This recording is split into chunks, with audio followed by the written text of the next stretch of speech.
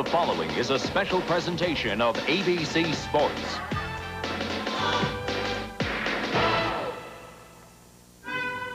The hunted. The hunters. It is so in history.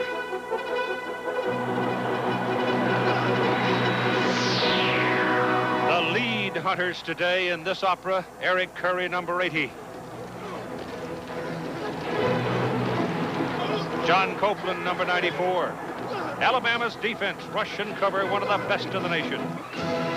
The target, Shane Matthews, number 9, Florida quarterback. But it is a truth. The hunted one can be resourceful and dangerous. ABC Sports College Football brings you the Southeastern Conference Championship game, presented by Dr. Pepper, matching Alabama and Florida. To refresh your memories, the Southeastern Conference expanded, went to divisions this year. Florida, Georgia tied in the East. Florida beat Georgia when they played. Florida wins the East to meet Alabama, which won the West. And Alabama comes in ranked second in the nation. The winner of this game will be headed to New Orleans and the Sugar Bowl game. The last team to beat Alabama was Florida last year. Since then, Alabama has won 21 straight.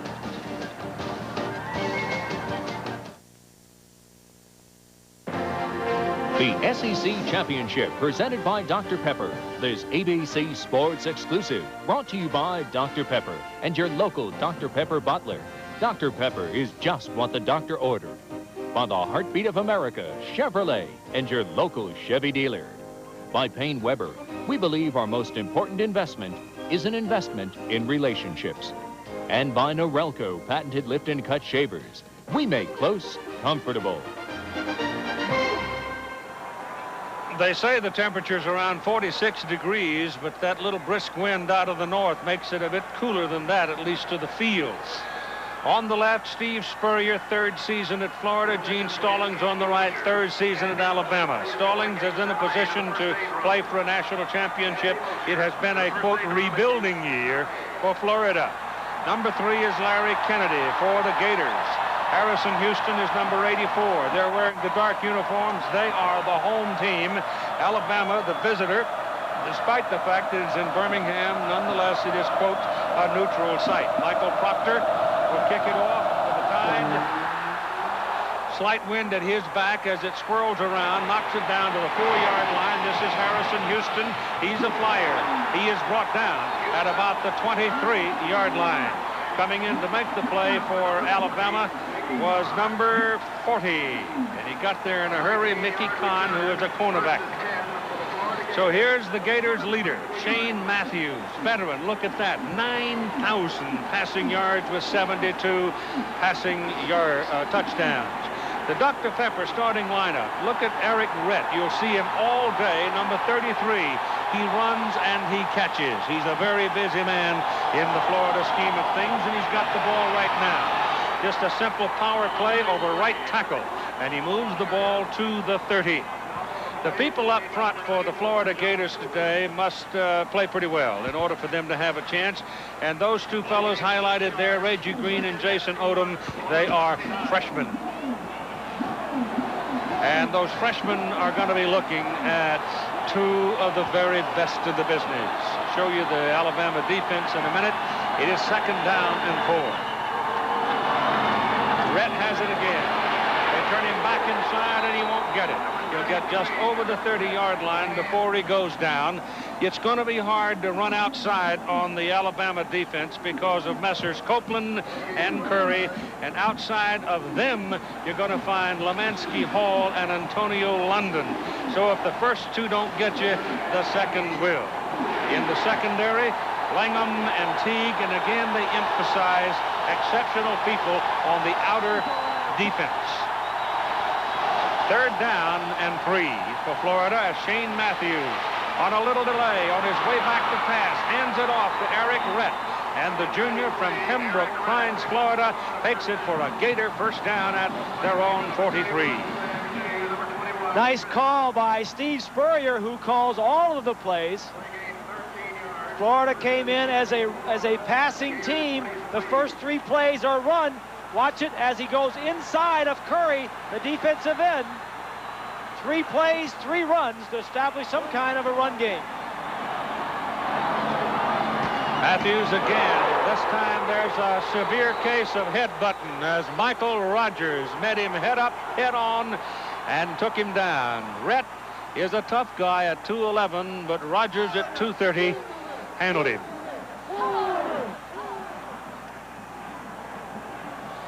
Michael Rogers, 230-pound sophomore, comes from Laverne, Alabama, and will be one of the bell cows for Alabama next year.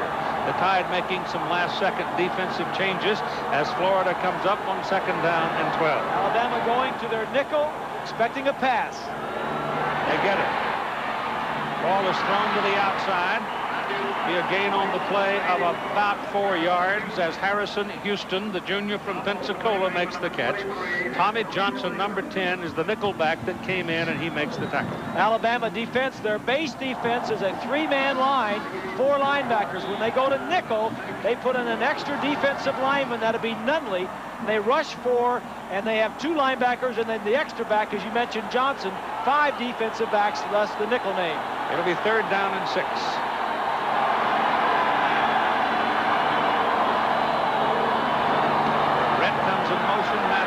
The other way, gets the pass off, penalty flag is down. They are short of the 1st down as Alabama's defensive people come at you in volleys. Willie Jackson is the man that made the catch, but the flag went down a long time ago.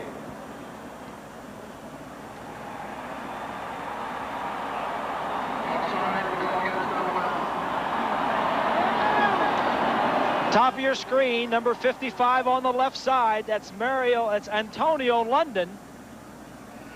Just did not get back. It still will be 3rd and short for the 1st down. Offside. Defense. 5-yard penalty. Repeat, 3rd down. The referee is Ron Gilbert. It's like a turnover. Stallings, he knew that he was going to get the ball on a punt because he had stopped Florida from the 1st down. 3rd down and 1 now. The opponents have not had a lot of luck against Alabama on 3rd down conversions in early parts of the ball game this season. They've had a luck against this defense anywhere. They try for it up the middle. Rhett dives. He's got it. He's on the Alabama 45-yard line, and he's got a 1st down.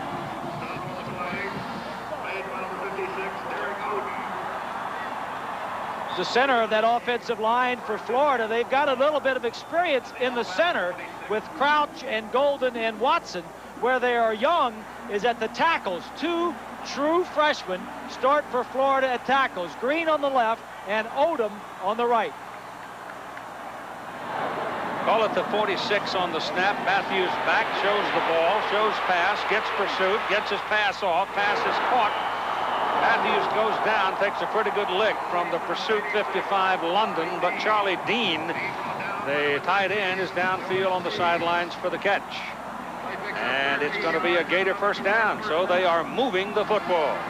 Here's the freshman right here. Now watch Curry. He's going to loop inside and put some pressure. These little loops have given problems to the young offensive line for Florida. Matthews shows enough ability to get outside and make a play. Right, you've got 3 wides now. Rhett the single back. Matthews to throw it, goes right down the middle with it. The pass is caught by Willie Jackson. He's inside the 20. They mark him at the 15-yard line. 1st down for the Gators. That's a great throw, Keith. Actually, they had 4 wide receivers in the ball game. He's lined up as a tight end. Releases, doesn't get a jam. London does not jam him at all. This is still a tough throw. You see Rogers, 52, almost gets his hands on it. The concentration to catch that ball knowing that the safety was going to hit you. Outstanding play. Florida center Gant Crouch, danger. Went off the field. David Swain is in to snap the ball. Comes in cold off the bench, but he gets it off all right. Pass again, goes to the tight end. It is Dean. and Charlie Dean is out of bounds inside the 5-yard line. And so the Florida Gators come out, they run on the first 3 snaps, then they go to the short game with Matthews, and the tight end becomes a prominent receiver, and it's 1st and goal to go for the Florida Gators. Alabama has not given up a touchdown in the first quarter all year long, but they have not played Spurrier and the Gators, the best passing team in the conference, they and Georgia. Matthews is 5 of 5 for 61 yards so far in this opening drive. Alabama has yet to own the football. Rhett taken down for a loss back at the 5. Lemansky Hall, number 11, leading the defensive charge. Sometimes the best chance to score offensively when you're inside the 5 is on your first crack at it on first down, or second, because it gets tougher as you go. Lemansky Hall, number 11, keeps his outside position and makes a great play there.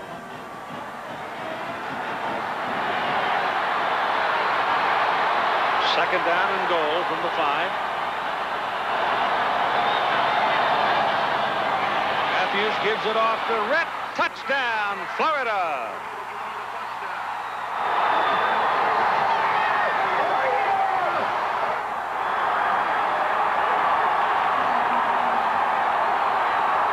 Take a look at number 80 on the right side. That's Curry, the All-American, going against the freshman. He takes himself out. Good scouting by Florida. A draw play inside of him, and the first touchdown all year in the first quarter against Alabama.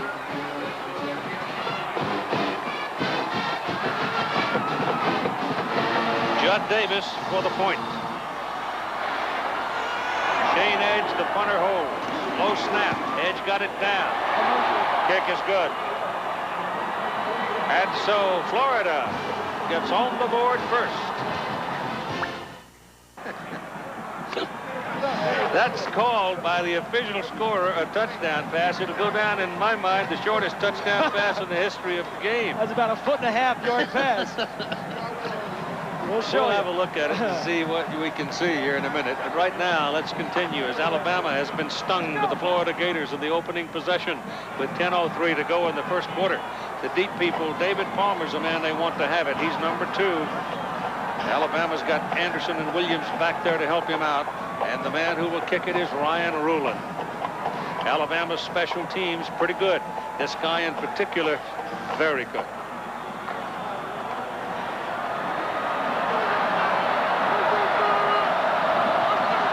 Kick it to him. They learned from last week. That's right. Hanover tore him up running the ball back. This one goes down to Craig Harris, who is a fullback, and it'll be around the 28-yard line. Let's go back to the touchdown. Number 80, Curry, runs himself really out of the play. And that's a little flip forward to pass to Rhett. Take a look at it from this view. Watches. That's a dangerous little handoff there. You spend a lot of time during the week practicing that little handoff. Derek Lassick opens up as the single back for Alabama. From the 28-yard line, Lassick finds a hole, cuts it back into the middle, and goes to the 35. Pickup of 7 yards on the first carry for him. Looking at the Alabama quarterback, you see that Jay Barker has 6 touchdowns, 9 interceptions. He's not too good with the long game, but he's pretty good at the short game. The Dr. Pepper starting lineup for Alabama. Derek Lassick is the primary running back for the Tide, though Sherman Williams has played more and more, Ian Anderson, as the season's gone along. Second down and 3 now for Alabama. Penalty flags down. Contact was made along the line of scrimmage before the ball was snapped.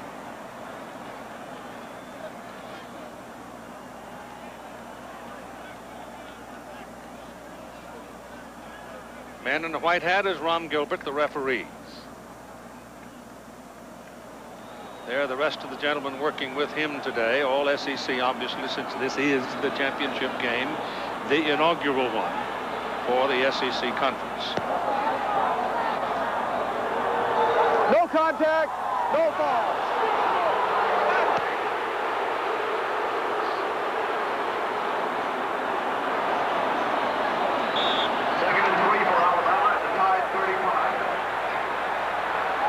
They said no contact to pick up the flag.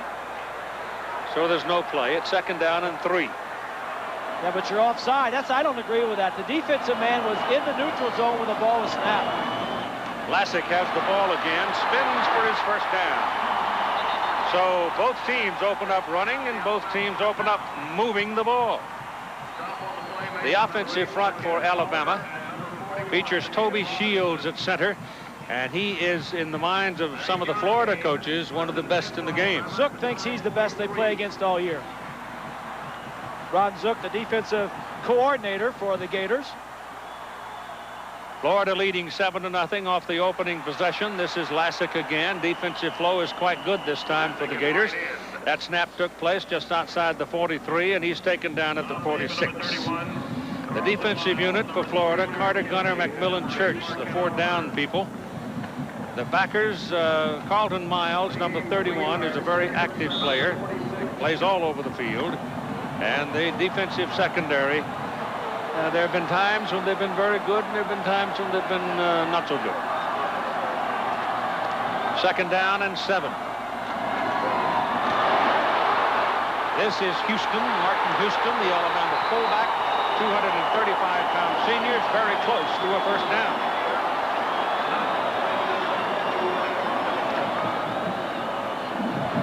Alabama offensively is not flashy. They just want to run the ball, control the ball, do not have any turnovers, and let their defense get on the field.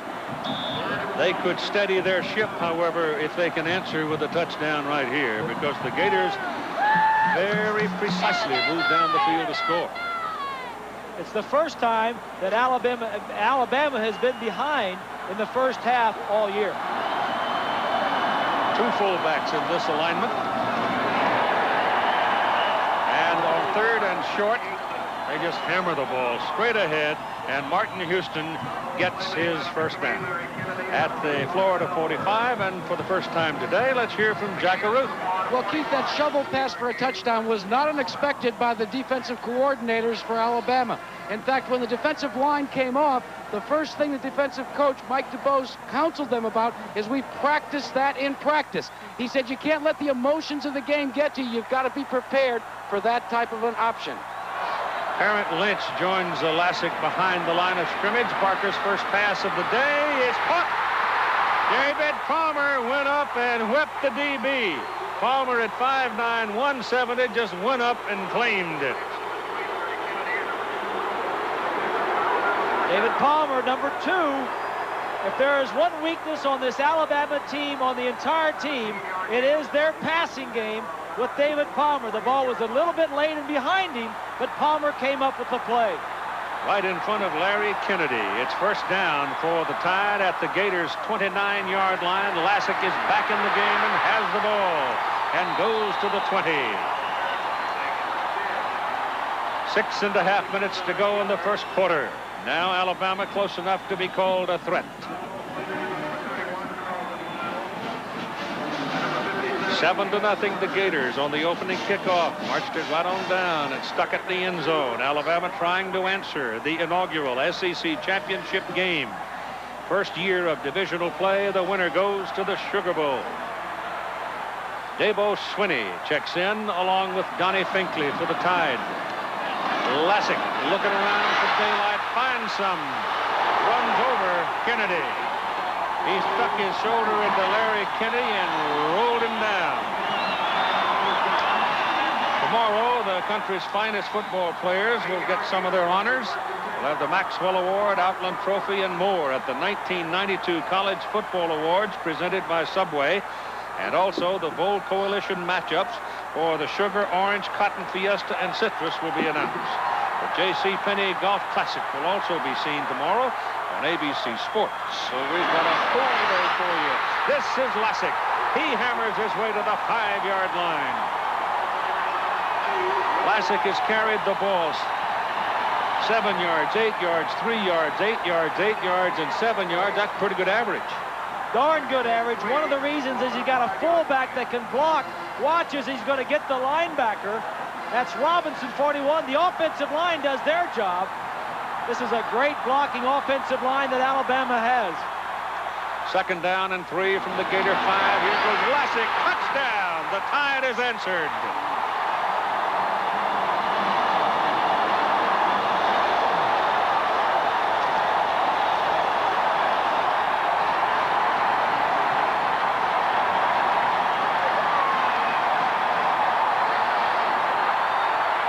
Take a look at the white shirts. Shields at the center gets a great block. Houston again gets a block, number 35 on the linebacker. That was awful easy if you're an Alabama fan. Michael Proctor for the point. Jeff Wall holds. The kick is good. With 5:07 to go in the first quarter, it's a 7-7 ball game.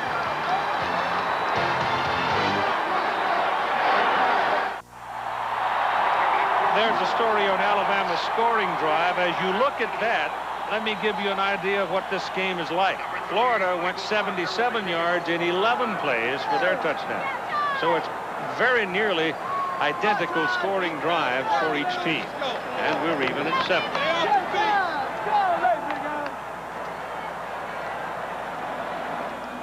Harrison Houston and Jack Jackson. Deep.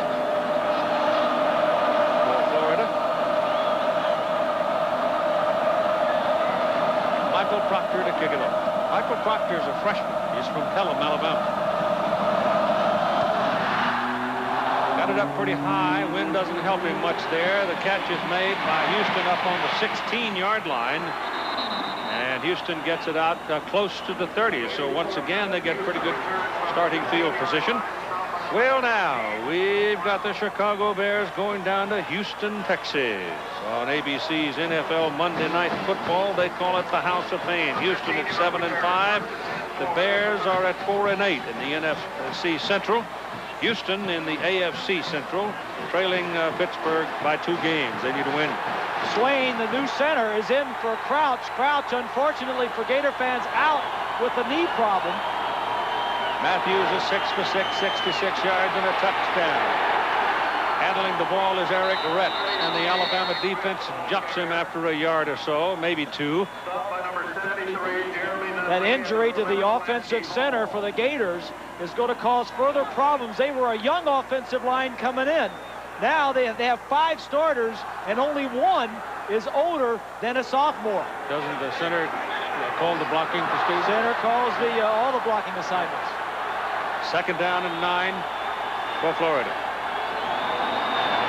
Matthews, little quick pop, caught by Jackson, Willie Jackson, and he's got his first down. Derek Oden just could not get enough of him to hold him from the marker, and he wiggled his way past it. This is exactly what you want to do, though. If you have a young offensive line and an aggressive defensive line, a little slant is 3 steps, throw it quick. Don't be putting a lot of pressure on your offensive line. 2 freshmen, 2 true freshmen, and 2 sophomores in that offensive line for the Gators. I sat a lot this week and doodled away at the Alabama defense trying to figure out how one would best attack it, and I don't know that much about the game of football, except I kept coming up with that kind of stuff. The kind of thing that Miami runs, for example. So far, Spurrier's had the answer. He got a little running game established early. That helps. On first down, they go back to the run, and not much. Middle of the Alabama defense now, reacting a little bit better to Eric Rhett. And that time it was Derek Oden, who is a senior from Tuscaloosa. Here's what we're talking about right here. Alabama leads the nation in every major defensive category. Simply the best defense in the nation. Ball rests at the 41-yard line at second down and 8.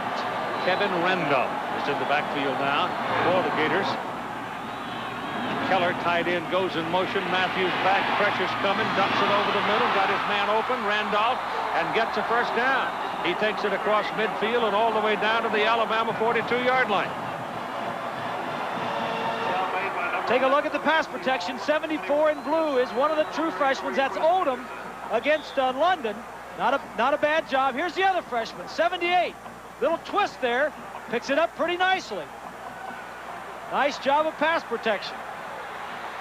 Shane Matthews on the season now, 3,012 yards. He's the first SEC quarterback to throw for 3,000 twice. Ball batted down at the line of scrimmage. That time John Copeland got up there in front of it and slapped it away. I would imagine Messrs. Copeland and Curry will find a way before this day's done. Well, they're both seniors.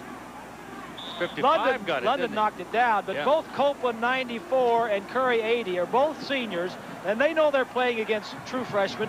Combined, those two defensive ends have 40 career sacks. Malone is in now for the Gators. It is second down and 10. Matthews hands that ball away to the running back, and just about the time the ball got there, Copeland got there. Watch the center. They're asking the center to block back. Number 52 had no chance. He tried to shake hands with him. That's the substitute center, the backup. That's Swain. When you've got a lineman as quick as Copeland, you can't reach that far and ask the center to do that block. Florida's offense so far, 2 yards running, 94 yards passing, 7-7 tie, 2.5 minutes to go in the first quarter. And for the Gators, third down and about 13. Passes away for the tight end Keller. Double coverage on him this time. Passes incomplete. And it brings up a fourth down.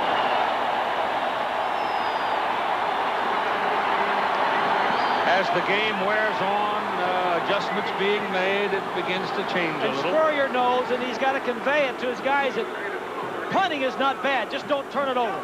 Yep.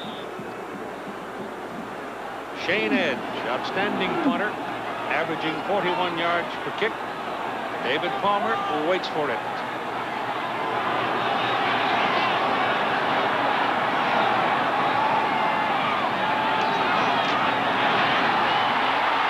All over him, forced him away from it, tackle him.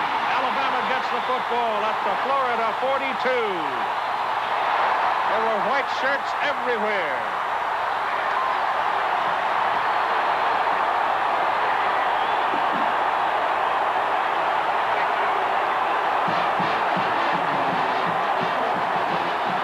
As you mentioned, there are going to be white shirts everywhere. From the right side, 13 is Teague.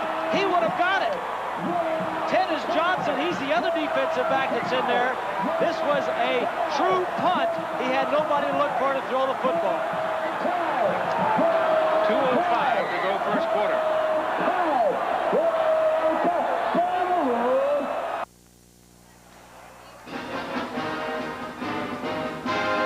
Florida earned 8 SEC titles in the 1991-92 academic year. That's the most in a single season in conference history.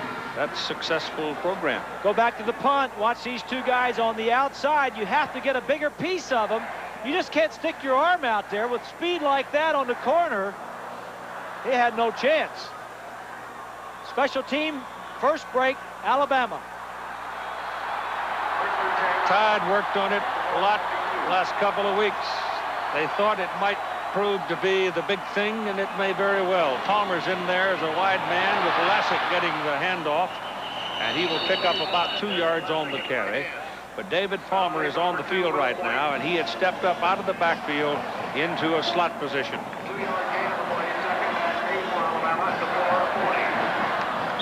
Minute 45 to go in the first quarter, a 7-7 tie. Alabama, though, with the special teams play against the punt, put themselves in position here perhaps to untie it. There goes Palmer in motion again. Give it to Palmer, coming back the other way, no chance. The Gators were all over it. The blitz. You can't run a reverse on a blitz. Nope. Quarterback needs to get him out of this play. Let it go, but like Bob said, you can't run a draw play into a blitz, and you can't run a reverse with a blitz. At the conclusion of today's game, Chevrolet Most Valuable Player chosen for each team. 22nd year, the Chevrolet Scholarship Program has been donating $1,000 to the school scholarship program. General scholarship program. Back goes Parker. Got a problem.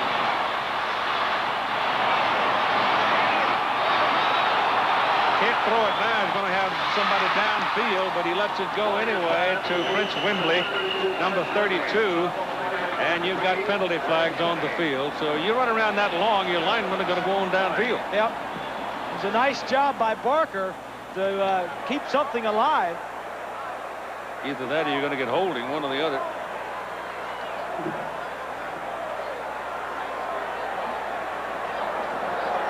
Illegal forward pass. Passer was beyond the line of scrimmage. Well, that too.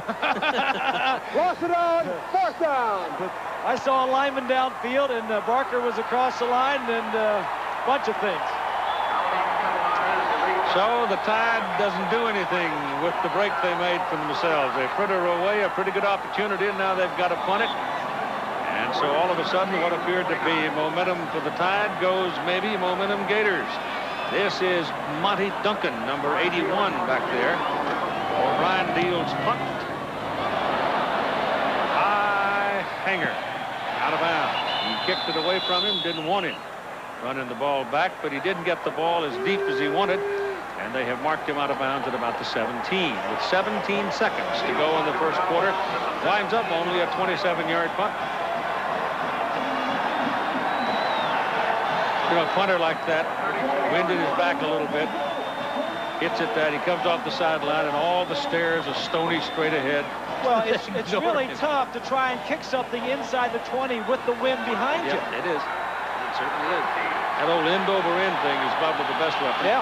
Eric Rhett and Kevin Randolph line up in the eye. They're double wide, bottom of the picture. And Matthews wants to throw.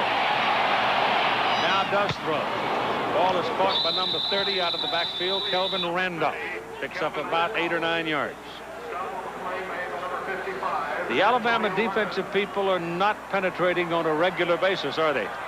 The young people up front for Florida doing a pretty good job so far. But after one period of play in the first SEC title game, it's all even at 7.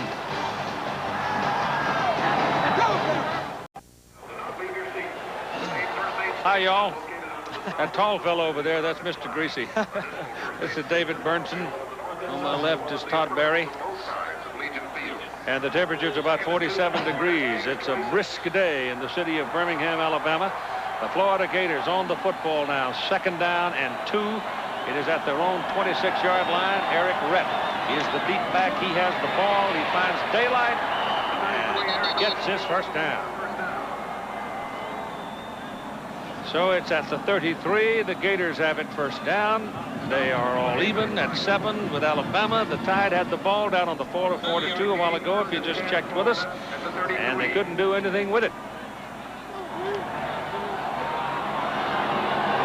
The winner here goes to the Sugar Bowl. There are all kinds of stories tied to that. As the day wears on, we'll tell you more about it. Right now, it's Rhett to the 35.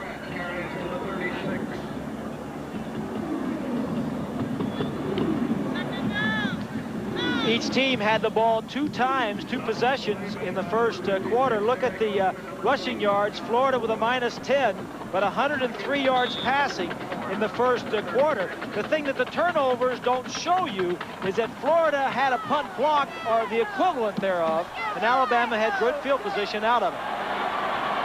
And the Florida touchdown goes to Shane Matthews for his 73rd touchdown pass. He flips that ball back to Eric Rhett. Looked like the lineman stepped back and on his foot, tripped him, but he's still, see, there's your senior. That's a senior. He's able to make some, to keep the play from being a total disaster.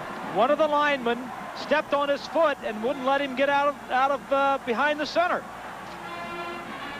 The Gators are playing their strength, Keith. They got Matthews and Rhett. Rhett's a junior. He led the conference in rushing last year, and he's caught 103 career passes. They're going with Matthews and Rhett. They've got 4 wideouts on the field.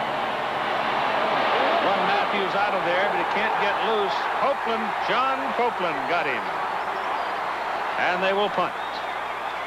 I was going to say about Shane Matthews' 73rd touchdown pass, traveled about 20 inches, maybe. About 1.5 feet. if he gets another one today or later, will tie Dan Marino, incidentally, at 74 in his career. Shane Edge is back. Last time it wasn't pretty for Shane. Let's see what happens here. And the tide now full off here. They've only got 8 people up there right now.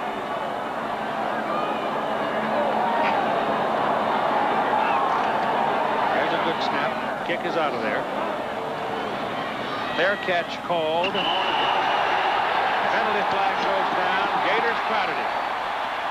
Gators crowded him. Pete Archie, number 6, got too close to him. We got to give him 2 yards. It'll go as a 30-yard punt and then be reduced in size as a result of the penalty. 35-yard punt. We're in the second quarter of play. 7-7 tie. For a fair catch. Violation of 2-yard belt. Kicking team. First down 10. Galway. And time taken right here.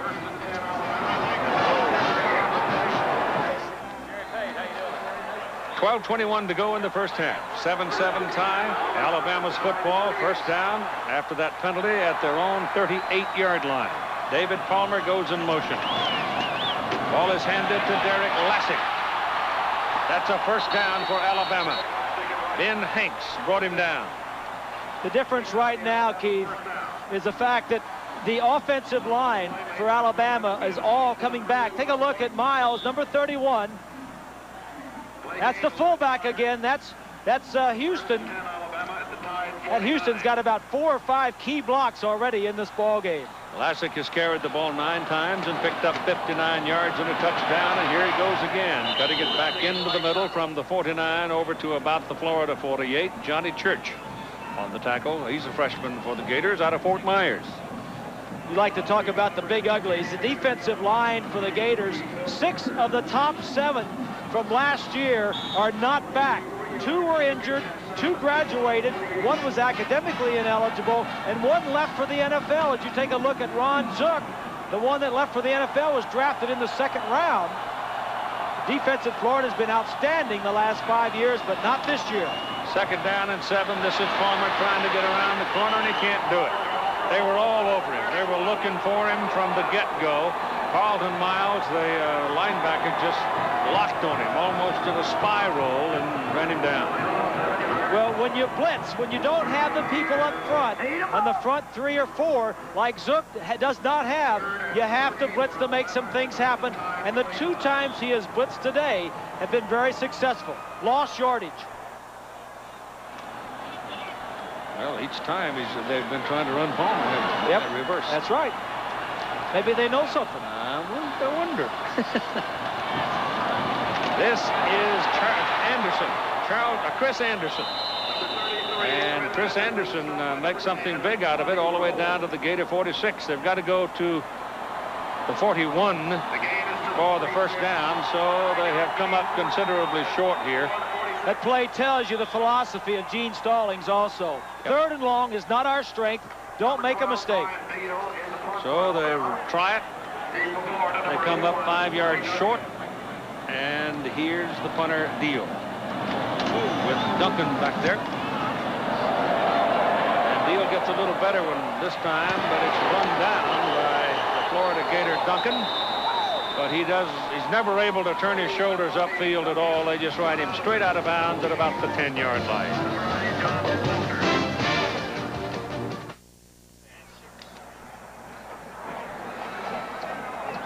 .10:01 to go in the first half of play. You can see that Mr. Spurrier's done quite well in his 3 years against Alabama. They won the year before Steve came there. 1 tick more than 10 minutes to go in the first half as Florida takes it first down at their own 10-yard line. This ball is handed off to Randolph. Randolph is wrestled down just about the line of scrimmage. Tonight is sort of mysterious here on ABC. First, you got Peter Falk, starring in a Columbo movie special, Uneasy, Lies the Crown. Then the commissioner's wife is the only witness to a murder, and she is stalked by the killer. An all-new commish tonight on ABC. Jack Jackson, number 1, checks in to go with Willie Jackson, number 22.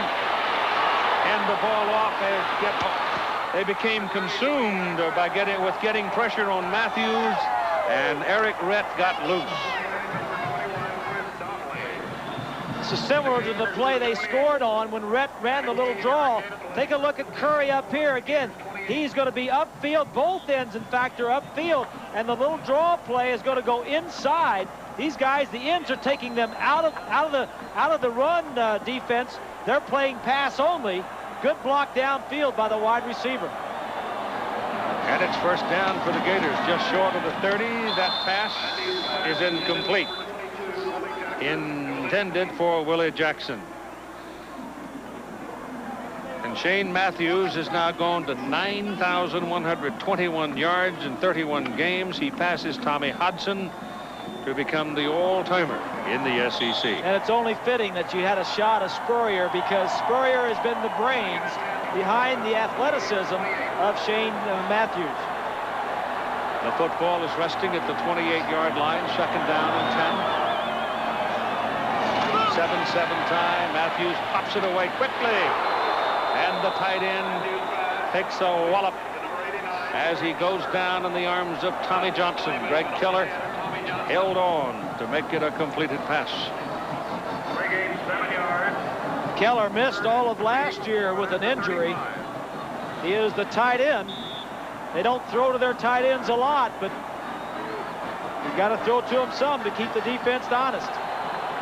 8.5 minutes to go in the first half, a 7-7 tie. Third down and 3 for the Gators. Rhett the single back. He's got it. Pressure coming. They got him. They buried him. There were people back there to slow him down. Sam Shade, the strong safety, turned him in, and Copeland just belted him. Too much speed. Just too much speed.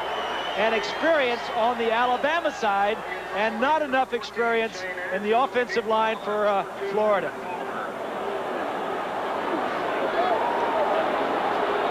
Fourth and 3.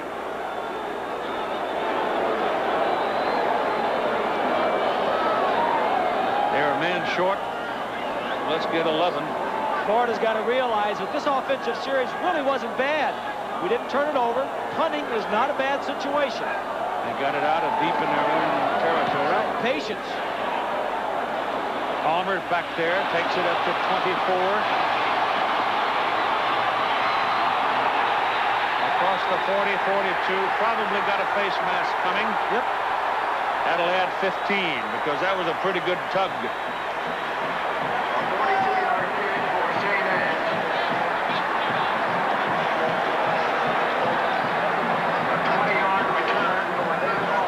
You could hear the level of expectation, the noise pick up when Palmer got the ball on this punt return. He's returned 5 punts for touchdowns. As you see right there is the face mask. 5 returns for touchdowns for Palmer in 2 years at Alabama. It's a big one. It goes for 15 yards. 7:21 to play in the first half.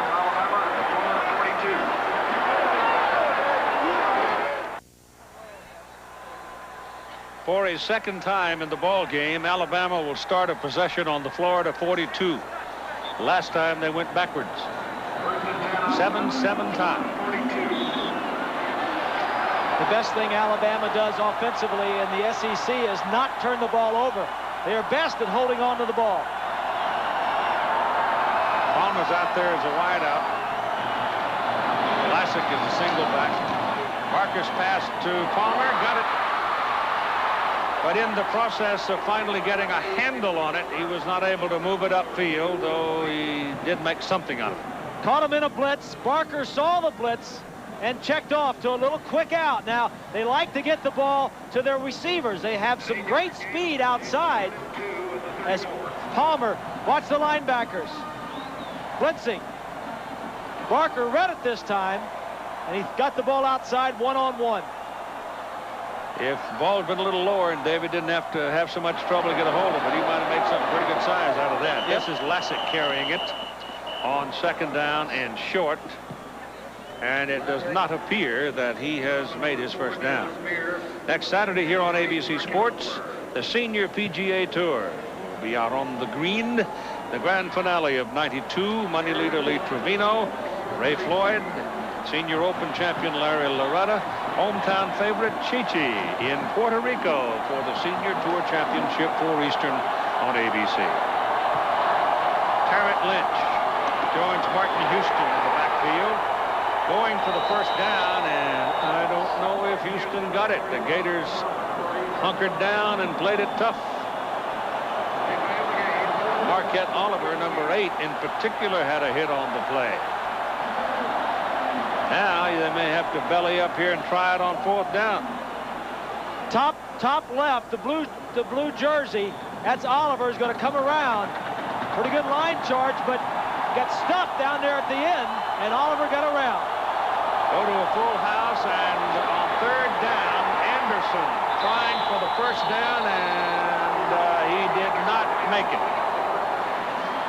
So I don't think he made it. Look out for this penalty flag. Man's dropped a penalty flag. He's just picked it up. It was 4th down, Keith. It's 4th down, yeah. Did I? I'm sorry, 4th down. Yeah. Let's see about the flag. Yep. It's going to be against Florida.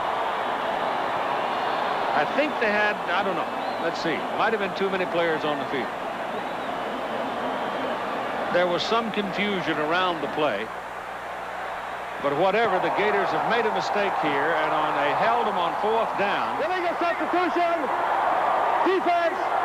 12th down, did not get off the field. Did not participate. And now that brings a very pained expression to Steve Spurrier's face. Well, you know, talking with him yesterday, he said, we can't help them score. We can't give them easy plays. This is a turnover right here. Yep. They had them stopped. It would have been offense for Florida. Instead, it is 1st down, Alabama. The ball at the Gator 28-yard line with 5 minutes and 29 seconds to play in the first half of a 7-7 tie. Palmer goes in motion. Here they come. And they got him. They ran Lassick right into a blitz. Campbell, Mark Campbell, 67. Here are the linebackers, right? Here's one. Here's another one out here. In addition to the 4 defensive linemen coming, the linebackers come, messes up the blocking assignments. And when Ron Zook, the defensive coordinator, has blitzed, good things have happened for Florida, but you just can't do it every time. 2nd down and 12. Pass to the end zone. Touchdown, Alabama. Curtis Brown.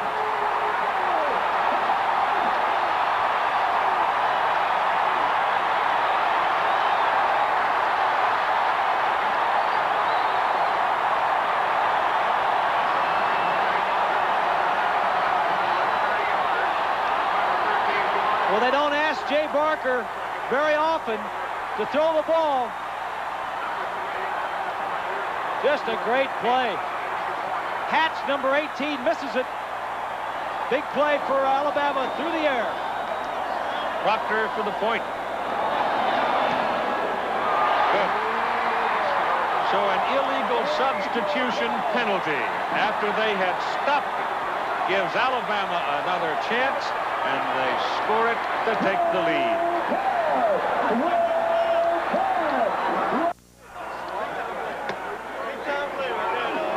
The Alabama scoring drive numbers, with Brown making a terrific catch in the end zone. Take a look at the quarterback now. Watch the safety, number 2 at the top. Barker looks to the right. The safety moves to the right. Moves to the right, looks right. Now he throws back to the left. That's the free safety. You're supposed to get some help.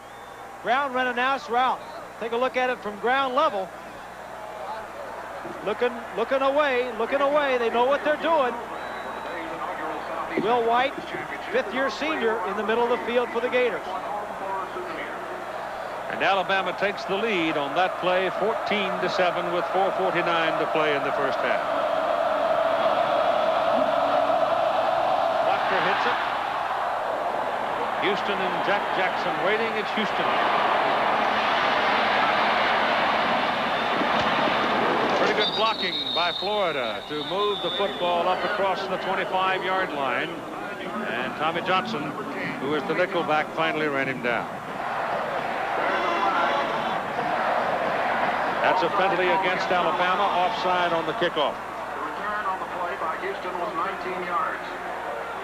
Gene Stallings.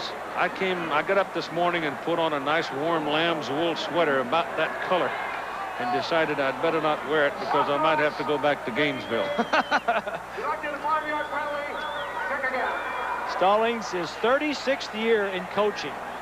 This year, he's been 10 of those has been as a head coach. His 3rd year as a head coach at Alabama. He was also at Texas A&M for Alabama 7 years. 5 yards outside on the kickoff and will kick again from the 30. So while Gene Stallings is dapper in coat and tie, Steve more contemporary perhaps in the sweatsuit. It's his 9th year as a head coach. He was 3 years here at Florida. He was 3 at Duke, and then he was 3 years a head coach of the Tampa Bay Bandits, the USFL. Florida wants them to kick it over. So they will come back and do it from the 30. That will move Jack Jackson and Harrison Houston. They should come up to about the 10, maybe even the 15. Because the ball does not seem to be carried. It's about a 13 to 15 mile an hour wind. And I think the whirls around inside this big bowl, and it just simply doesn't look like it carries very well.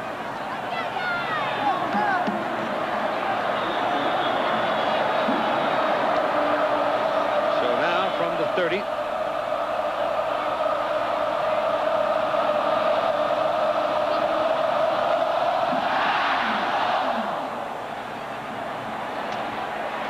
Yard line for Houston.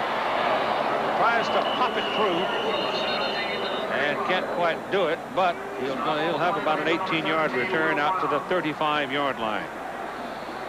So Prudential halftime report. We'll show you the bands, and we have a feature on the Rebel quarterbacks of Bama, and perhaps even more importantly, a special report from ABC News on the movement of U.S. troops again.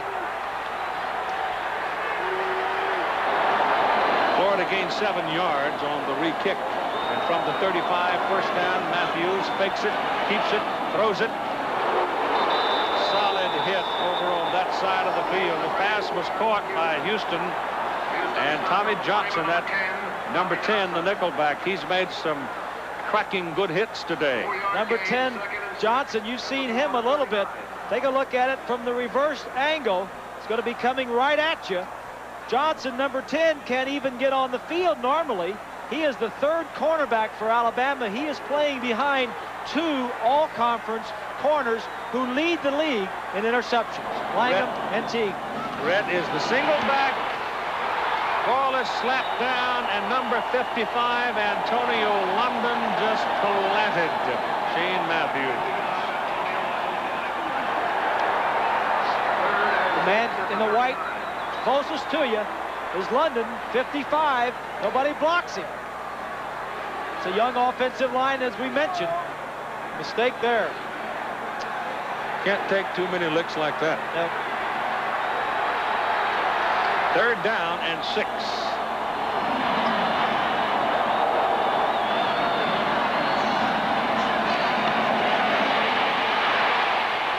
Got Matthews on the run. Pass is away and incomplete. Houston was the only man that had a chance at it.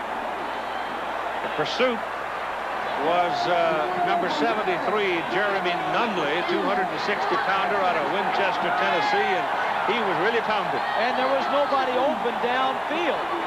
Alabama playing tight man-to-man coverage and rushing Matthews. Nobody to throw to. And at 3:42 to go in the first half, Palmer goes back for Bama, and Shane Edge for the Gators. That's a pretty good kick.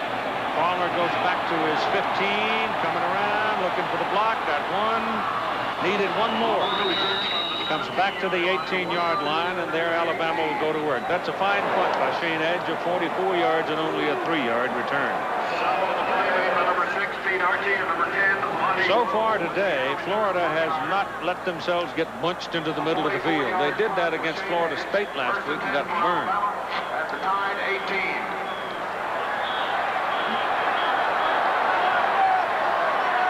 So put Chris Anderson in the backfield now for the Alabama Crimson Tide. Give the ball to the fullback, Houston.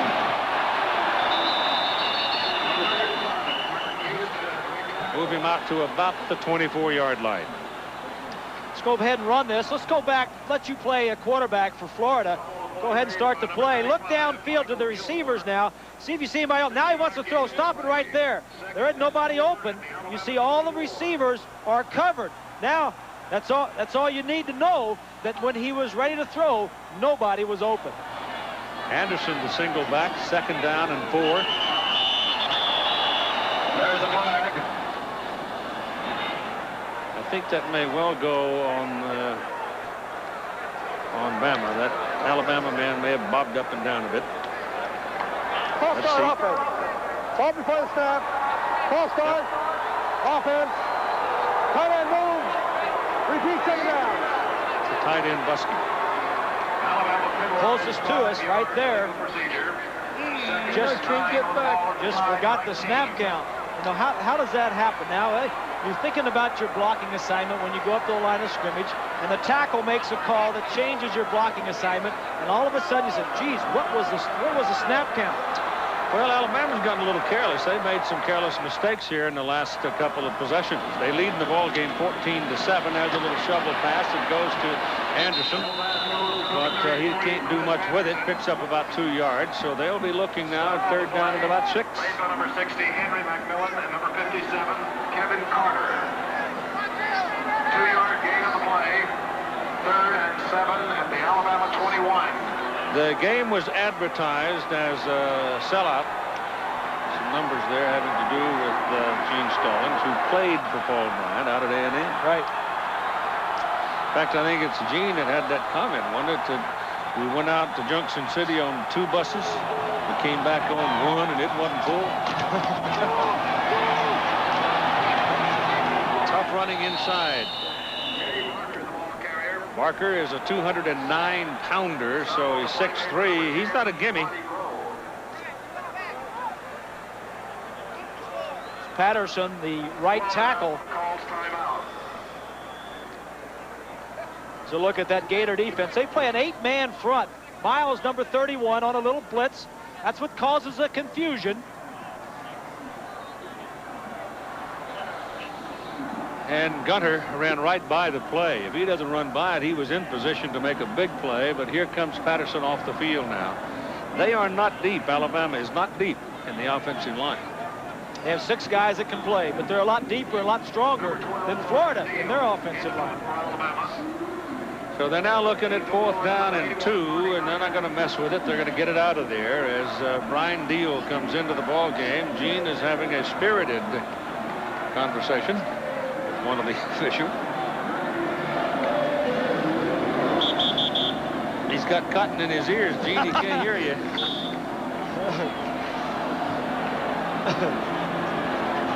You know, that only the line judge and the side judge is over there near the coaches. They're the only ones that wear the cotton. That's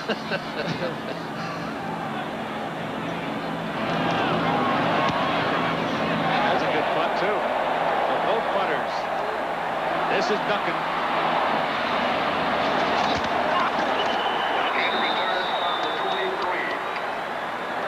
Well, that's a little bit like a tree falling on you when you get 5 of those guys jumping your bones, but it's a 51-yard punt. He did return it 5 yards for a net of 46, a 14-7 Alabama lead at 1:27 to go in the first half. A 5-yard return. This is a look at Alabama defensively this year. Only 57 yards per game rushing. That's just a little bit over 1 yard per rush. And here's what Florida has done today. -4 yards rushing. Bet the single back. Eric is a very good receiver. Stop him. I don't know why. There was time left on the 25-second clock, so let's wait and see what Ron Gilbert tells us. The gentleman who was born on the shores of Lake Superior. It's a movement call against Florida. Ball before the snap. False start. Illegal movement. Offense. Still first down. Florida penalized 5 yards. First 15 at the 23. T. Dean there, that's Tommy Dean. He's going to be, at least he seems to be, the quarterback heir apparent for this Florida team. Terry Dean, not Tommy, Terry, sophomore out of Naples. John Copeland.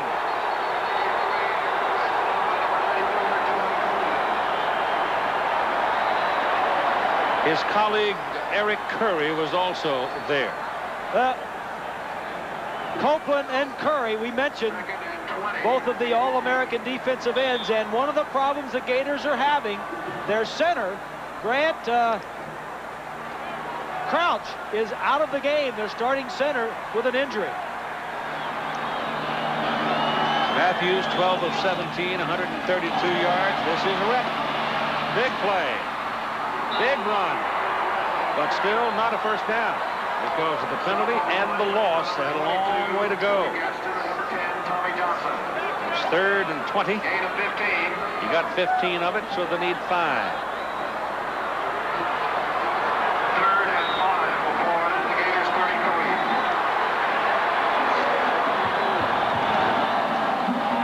Same man. But not enough.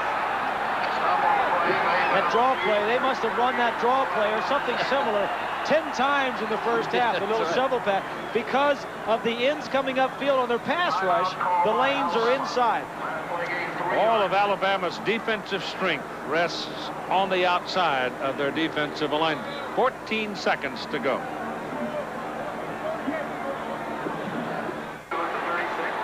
Fourth and 2 with 14 seconds to play in the first half.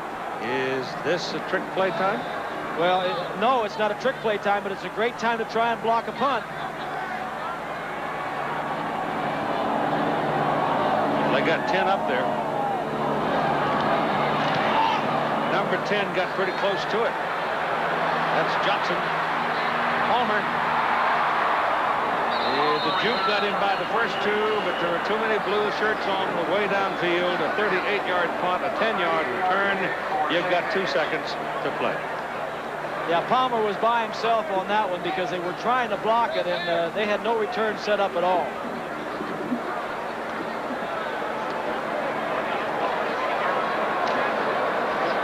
So Alabama will get 1 snap from their own 36-yard line.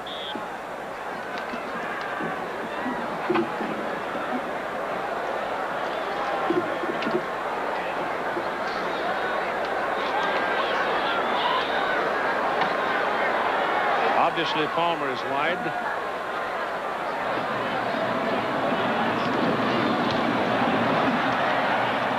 Parker lets it go.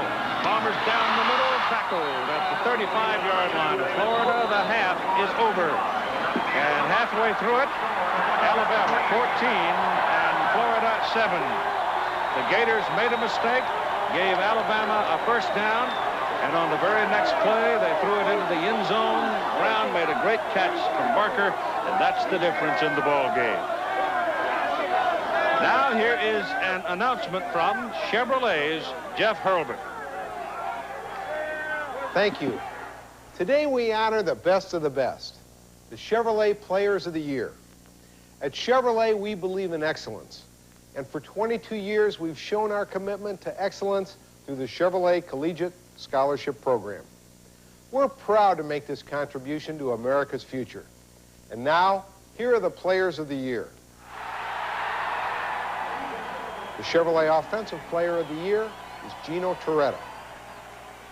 Miami's all-time leader in passing yards, pass completions, and total offense. Our Defensive Player of the Year is Eric Curry from Alabama. This pass rushing specialist is one of the key reasons that Alabama has one of the nation's top-ranked defenses. Rewarding excellence on the field and in the classroom. What else would you expect from Chevrolet? All right, congratulations to the young men. Coming up, we'll have a look at the Alabama $1 Million Band and a feature on the Bears' Rebel quarterbacks. The band copy. The SEC Championship presented by Dr. Pepper. Brought to you by Geo, inviting you to get to know the newest Geo. Geo Prism, only at your Chevrolet Geo dealers. And by Coors Light, the Silver Bullet is the right beer now. We'll return with halftime activities after this message and a word from our ABC stations. When it comes to insurance, real estate, and investments, there is one certainty: the financial strength of the Rock, the Prudential, rock solid. This is the Prudential halftime report from Legion Field in Birmingham, Alabama. On the field, 330-member Alabama $1 Million Band, directed by Catherine Scott Mann, and she has the distinction of being the first female college band director in Division 1A in the nation.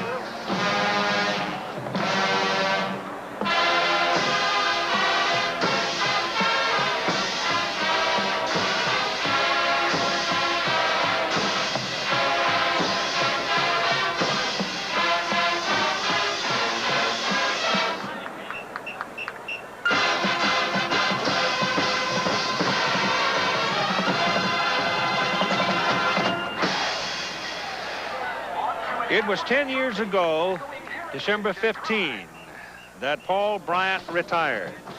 Here's a special feature now from Marianne Grabavoy with the Bear and his boys. It's just Richard Preston with the Hyman. They're all fired up. We got class, we're going to find it out. We got class, and I know we got it. He taught work habits. He taught desire. If you didn't have desire, he instilled it in you. He really kept me to behaving myself. I was a mischievous boy from Beaver Falls. You just looked at him in such awe that the only thing you ever wanted to do was please him. And the best way to do that was on the field, was to play well and go out and win games. And that's what Bear Bryant did, win games. 232 at Alabama, 323 in his career. It was 1 decade ago, early December '82, that college football's winningest coach in Division 1A announced his retirement. During his quarter century at Alabama, Bear Bryant had hundreds of athletes stroll through his office, but none were more colorful than his renegade quarterbacks of the 1960s. Bryant called the kid from Beaver Falls, Pennsylvania, Joe Willie Namath, the greatest athlete he'd ever seen. And Namath's number 12 Bama jersey was inherited by a Southpaw Southern kid, Kenny the Snake Stabler. As collegiate players, Namath and Stabler gave Bear some of his greatest thrills, but they also gave him his share of headaches. Oh, and I'm the type of guy who will never settle down. Where pretty girls are, well, you know that I'm around. I was suspended my junior season for breaking training rules, which I don't care to discuss, except I did break them. I learned at that age, hey, you might think it's okay. It might be all right, not that bad, but you're breaking a rule, all right? Be ready to pay the price. I hung in there until spring training. I started out, I think, 5th string quarterback in spring and came back and made 1st string, and we had a great year. And when she asked me which one I love the best, I ran an option play in practice once. I pitched the ball was on the ground, but a guy had me around the legs, and I heard Coach Bryant, boy, it's not your job just to lay there after you've gotten rid of the ball. Get up and get at him. I'm saying, yeah, and I'm walking back to huddle. Next thing I knew, he was right in front of me, holding me, and he said, son, when I talk to you, you look me in the eye and say, sir. I said, yes, sir. When I was a senior, I'd be 4 fields away. It'd say, Joe, right there, yes, sir. In Namath's senior year, another rebel personality landed in Tuscaloosa, ready and loaded for Bear, Kenny Stabler. I was very capable of throwing away what turns out to be a fairly good career, you know, because of not conforming to Coach Bryant's rules. I was injured my junior year. After my junior year, going into the spring of my senior year, injury, was not practicing and basically was bored and broke some training rules. And Coach Bryant suspended me. The toughest thing I ever had to do was go in and sit down with him when he did reinstate me. And I walked in his office, and he looked like he weighed 400 pounds. I mean, he looked like a gorilla sitting back there, you know, and smoking those Chesterfields and growling from the bottom of his shoes. And he said, "Stabler, you don't deserve to be on this team." And I said, "Well, I'm coming back out anyway." And he said, "We'll see about that." He put me in my place, and he wouldn't have started me no matter what, because he was going to show me, and I'm glad he did. He convinced us that it took a lot of work, no matter what we were doing, whether it was school or on the field, and there were no shortcuts to success. If we're rogues or renegades or whatever you want to call us, he saw something in there that he liked. I don't know what, but he saw something in there that he liked, and he knew that we were worth another opportunity. The reason guys like Joe and the reason that guys like myself are able to go and have that opportunity was one thing. It was strictly Coach Bryant. I didn't know how great a guy he was at the time when I got there, but Coach Bryant is Alabama.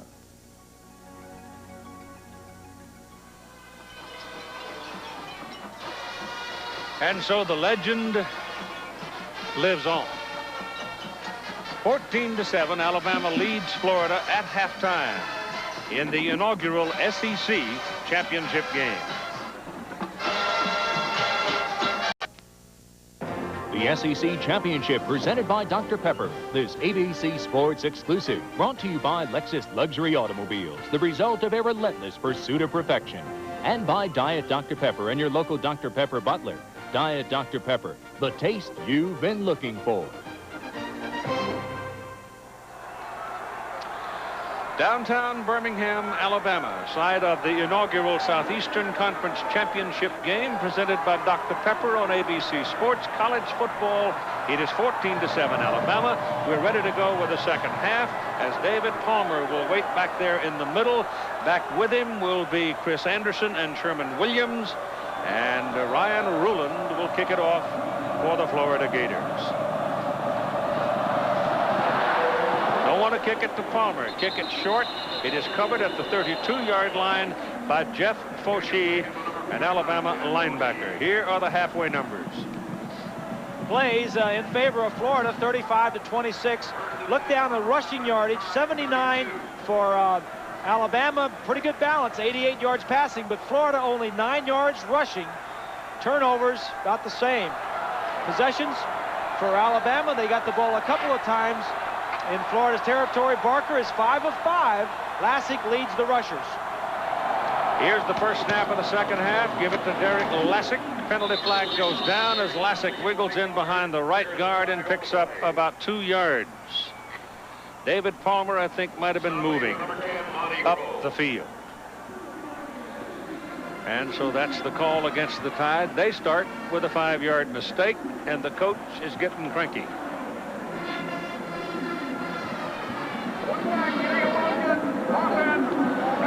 That is the 5th penalty on Alabama. Take a look at this graphic, Keith. This is the only quarter that Alabama has been outscored in all year.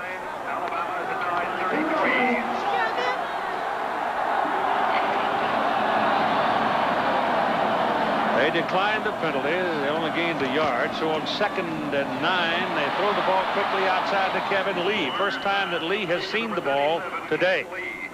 He made the catch and picked up a short gain on the play. And they'll be looking 3rd and about 5. And Lee is the sprinter. He is a 4.2 40-yard dash man, and he has outstanding speed.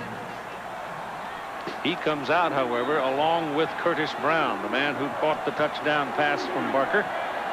Put Derek Lassick behind Barker in a single back, put David Palmer back into the ball game.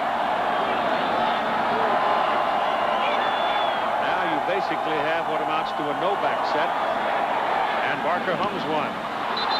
Throws it behind Palmer. David had no real chance to make the catch. Larry Kennedy was over there defending, and it'll bring up 4th down.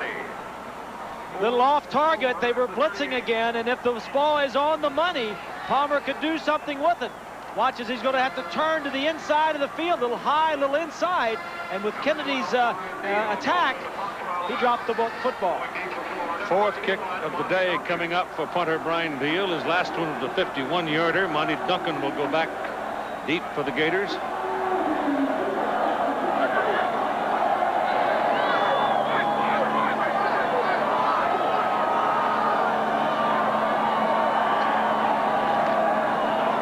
pressure. Didn't get it to turn. Duncan comes up on the move, takes it at the 30. Hops out of there, gets to the 40, and returns to the 43. That's a good workmanlike return by Monty Duncan. 33-yard putt, but a 14-yard return. Good field position for Florida. They haven't had real good field position. First possession of the game, they scored. The next 5 times they had it, they punted. That one on downs, really. He tried to punt, and it was a mishandled. Matthews is 12 of 17. He's carried him along with Rhett.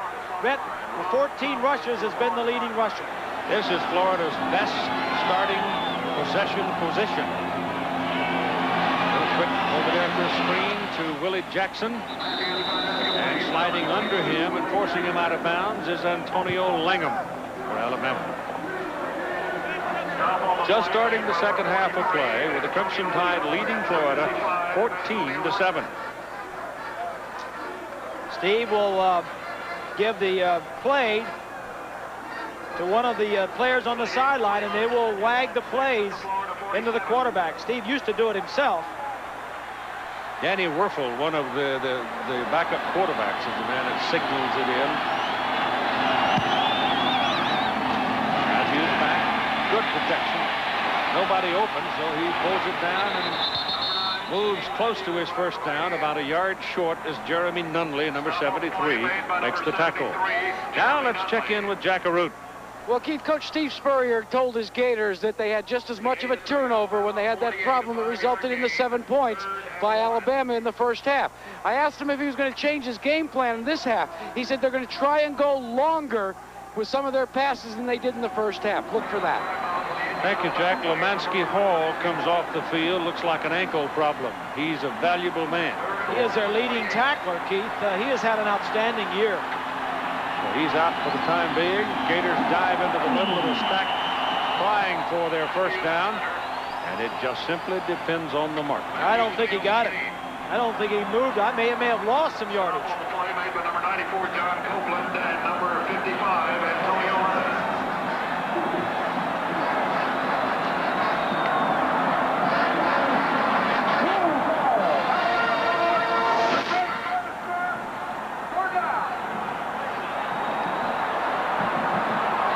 Alabama's called a timeout. With 12:33 to play in the third quarter. Let's go back. These two players right here are trying to get the attention of one of the officials to call timeout before that last third down play. And finally, he gets it. It is still third down. Third down and a short 2.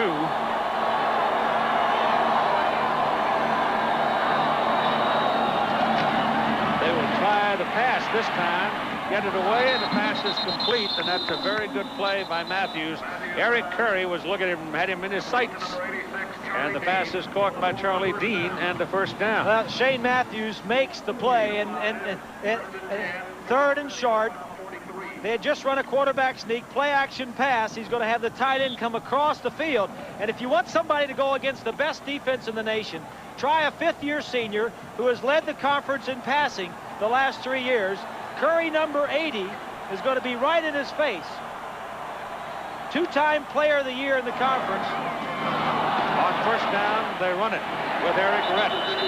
And Rhett will go down after a couple of yards. Antonio Langham making the tackle. They're working on Lemansky Hall, Jack, and you update us on Hall.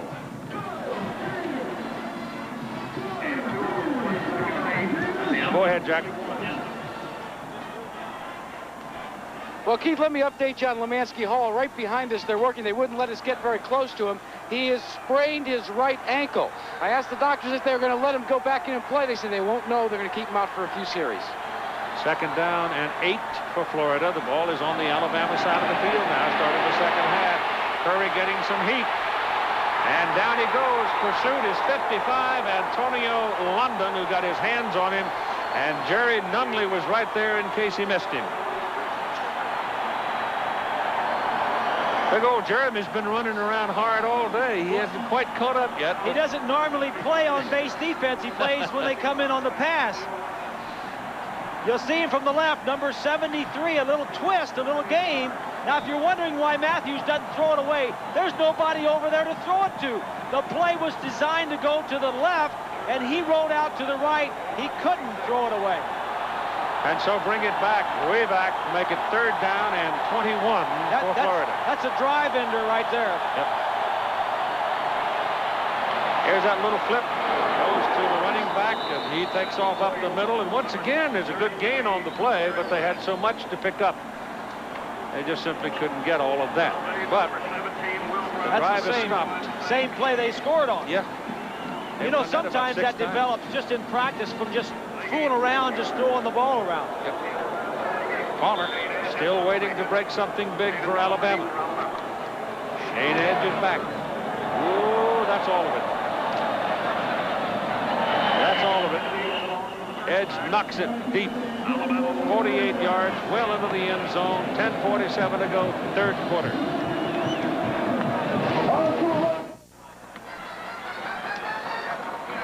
(14-7). Alabama leads Florida. The Crimson Tide in white. They are the visiting team in this game. Florida the home team. Ball is on the 20 after the kick into the end zone. Palmer's the man in motion. Pitch it back to Lassick. And he's got a yard. Tried to get a little misdirection. He started right, went back left, and Ellis Johnson's having none of it and took him down.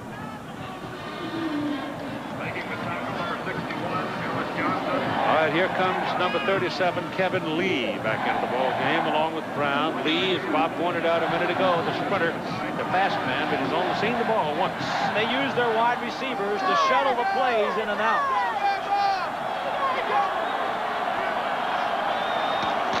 Split backs, give it to the big man, Houston, and he's up to the 25.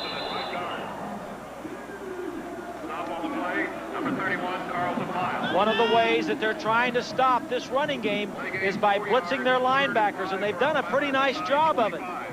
Only 79 yards coming into the second half. Alabama averages 216 yards per game on the ground. But Alabama leads 14-7. Mistakes, mistakes. The old Wallace Wade line. Nobody ever wins a football game. Somebody loses it. Back goes Barker. Keeps on. Runs away from it. No, can't get away from it. Johnny Church ate him up. Good job, good burn. Good job, Ron Zook may decide to continue the blitz on every down because it's been working. Outside here, watch the linebackers. All these guys are going to be coming. There's an 8-man front anyway. Pressure defense. And Barker is sacked. And Alabama's punting. With Deal back in. And Duncan deep. Low, spins, pretty good kick. Duncan has a little room. Runs out of it. About a 3-yard return. 47-yard punt. Matthew Pine, the first man to him. And so Florida goes back to the attack. We have the College Football Awards tomorrow, presented by Subway. That's live at 3 Eastern Time, 2 Central and Pacific. We'll also have the Coalition Bowl rundown. Get that bowl situation all straightened up for everybody, right? Maybe. It may take more than a day to do that. It may take more than a day. From the 37 now. Let's see what happens with Rhett, the single back, double wide, top of the screen. The tight end is down to the bottom. Matthews throws to the right. Antonio Langham sensed that play coming. Number 43 came up, had a look, and then drifted back. Pass completed to Trey Everett, and he's knocked out of bounds by Langham. Now that bowl business is all predicated on the AP top 10. The Coalition will select their teams in order of the placement of the top 10 teams there. Now it gets more confusing than that, but you just need to know it's based on the AP poll. Eric Rhett with a good run. Very good blocking on the corner by Florida to get Rhett around the corner, and he picks up a first down and then some, putting the ball over at the Alabama 46-yard line. Yeah, and regardless, the winner of this game will go to the Sugar Bowl. That is one thing we can certainly tell you.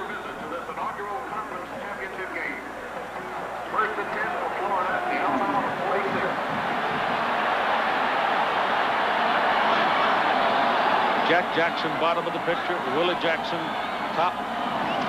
Matthews back, looks at Willie, lets it go, got him.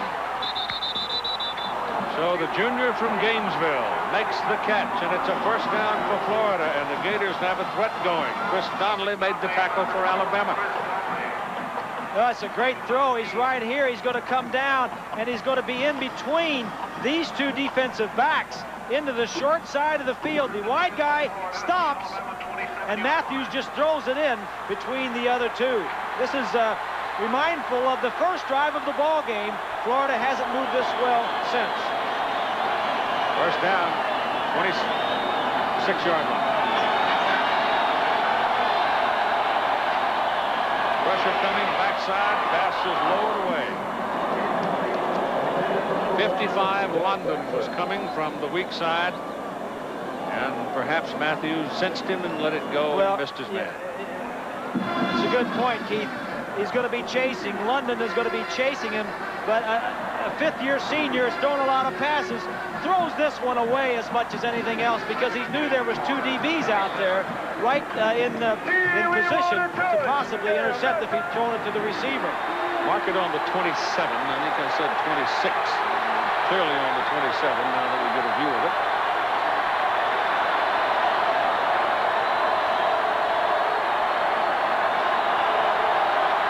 Changing the play. Same guy, London, coming. Matthews gets it away, and it is incomplete. And Matthews is down hard. Trey Everett, the intended receiver. Again, we talked about this young offensive line. There's freshmen everywhere, right tackle and left. It's amazing that he gets this ball off. That was considerate of London, too, wasn't it? Yeah, it was. He could have whacked him one, but he didn't.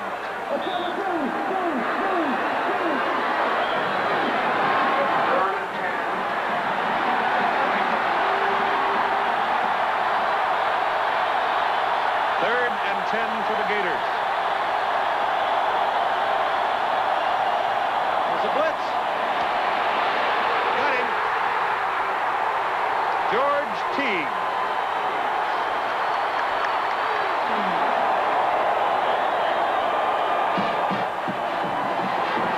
When they're lined up four across and not very deep, you better watch out. Here's Teague right here. Watch him come in. Nobody's near him, unblocked. Matthews sees him coming late. Field goal try coming. It is prodigious. 51 yards by Judd Davis.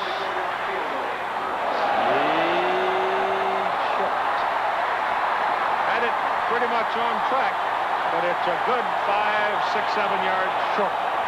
Score remains 14-7 Alabama, 6:47 to go, third quarter.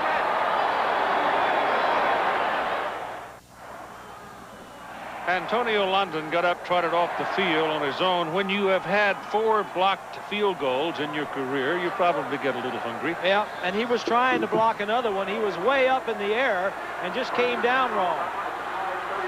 Field goal try was short. Chris Anderson settles into the backfield now with Martin Houston for Alabama as they take over up on the 35-yard line. And Barker wants to go deep for Palmer. And he caught it.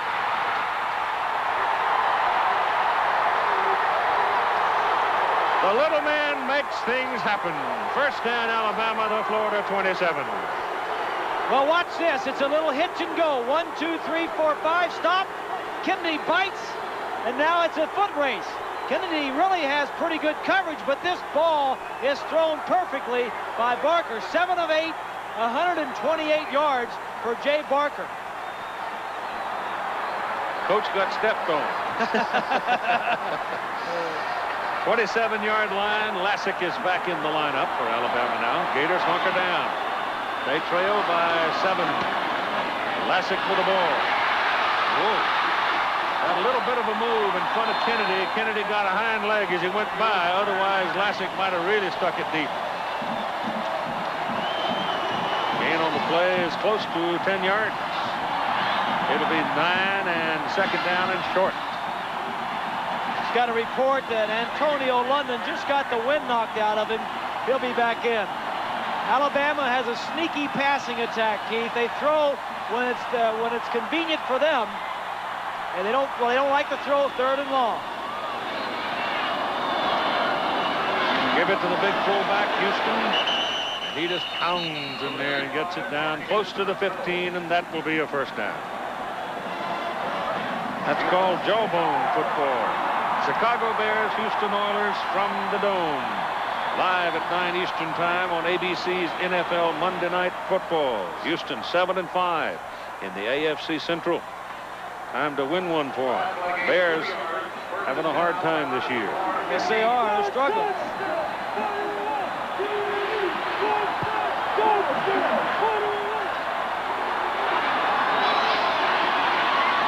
First down snap, back to Lassick. Good blocking on the corner. Touchdown, Alabama.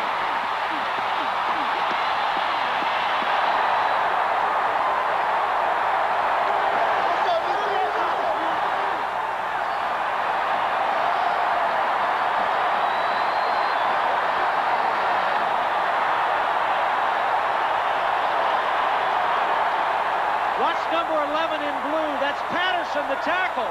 Watch the block that he puts on Hanks, number 11, and just drives him back.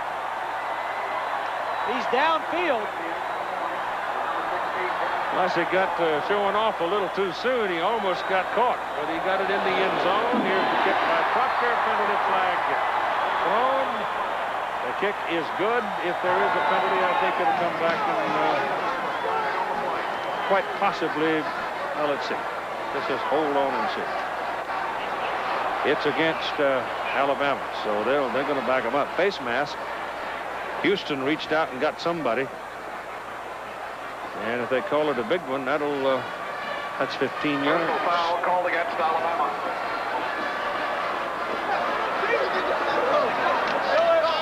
Unusual call. They're going to put some challenge in this one.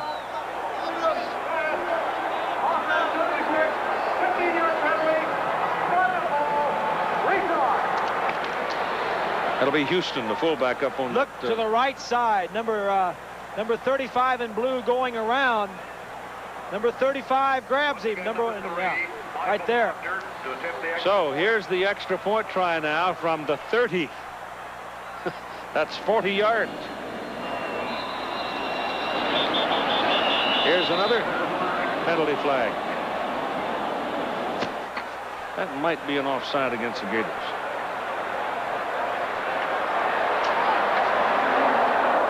Snap. False start. False start by Alabama. 5-yard penalty. So add another 5 yards. Now you got a 45-yard extra point try. The longest one maybe in the history of the certainly in the championship game of the SEC. It's the longest. Well, we know that Proctor's career long field goal is 47 yards. This is a 45-yard extra point. He just squeezed it over. I mean, that's not even by the hair of your chinny chin chin. That was just a half a whisper. But it's over. And it counts. And he's a true freshman also.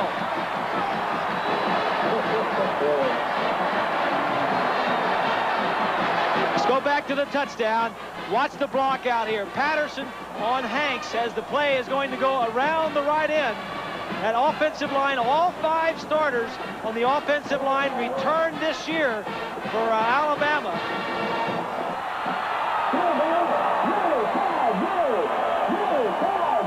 And it's now 21-7.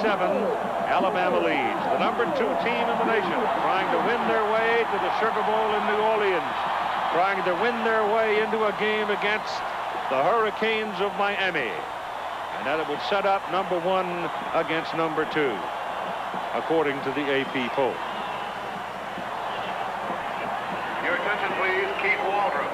Keith Waldron, please come to the press box. Keith Waldron, please come to the press box. Please,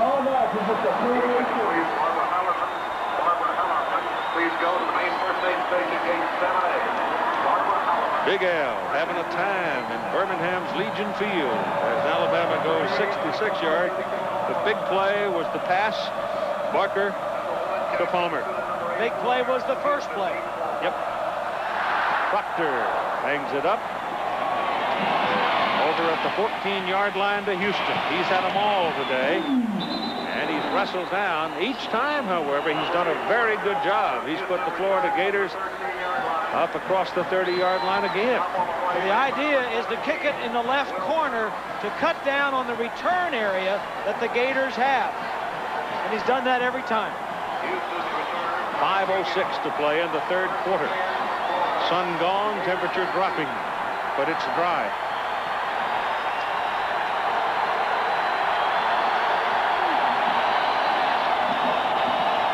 First down, Matthews lets it go down the middle, got a tight end there, Keller, and it's a big play to midfield. And first down, Gators move the chains. Alabama has not been able to keep them pinned up on their side of the field of the ball game. Well, the play action holds the linebackers as the tight end is going to get in behind them. They've run this play successfully. The draw, Rogers bites on it, and a nice throw by Matthews. Big first down play, gets them moving. This is Rhett. A little draw up the middle. Worked all day long. That's another first down for Florida. That play, as you said, Keith, has worked all day long. The wide stuff is no good. Too much speed for Alabama. But you run upside, inside, the draw and the trap inside has been a very good play. Rhett now with 50 yards on 17 carries. Lemansky Hall is not on the field right now for Alabama. They miss him. Neither is London. Shane Matthews throws, pass complete to Randolph. He's taken down at the 32. That's a gain of about 5. Saturday on ABC Sports, next Saturday, the Senior Tour, PGA Senior Tour, and its finale of '92. You got all the big boys there, and they're going to go down and play in Chi-Chi's hometown in Puerto Rico. The Senior Tour Championship at 4 Eastern Time on ABC Sports, and I'd pay to watch it. Second down and 5. Again, hole over the middle. Man's available, and it's close to a first down to Rhett, the running back, out of the backfield. Good receiver. Sam Shade made the hit. It's over 110 receptions for Rhett in his career. We get word that Lemansky Hall, Keith, has got a Achilles tendon injury and will not be back the rest of the game. Gone for the game. Wow. Yep. Into the middle on third down and 2. And I don't think he quite reached it. I think it's London who may not. No. London's out there. I see Lemansky him. Hall, excuse me. Lemansky Hall. Lemansky Hall's got the... Yeah.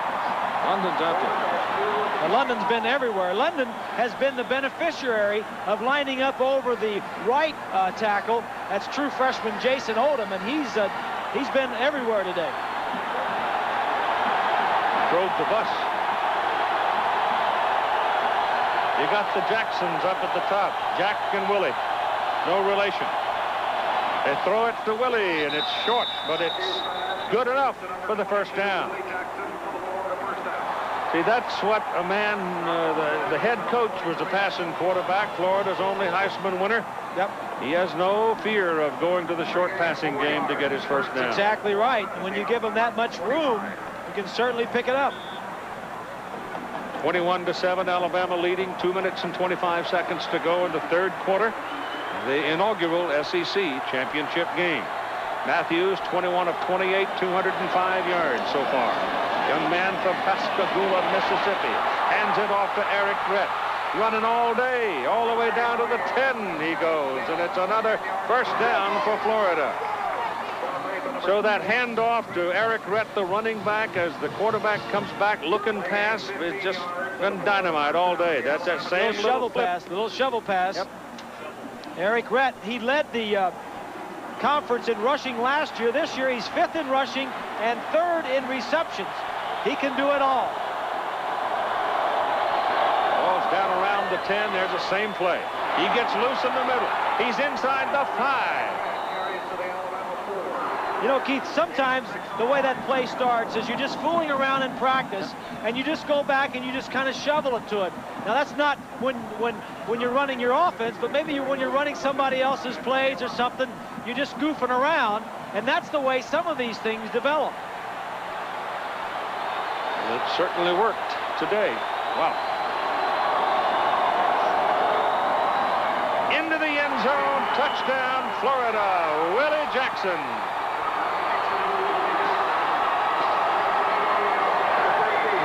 The Alabama defense looked confused through almost that entire possession for the Gators, and they took it right to the end zone. It's going to be coming right at you. London 55 on a blitz. It's a little slant from the outside, and Matthews gets it to him on Teague before he gets inside too far. Judd Davis for the point try. It's good. It's good.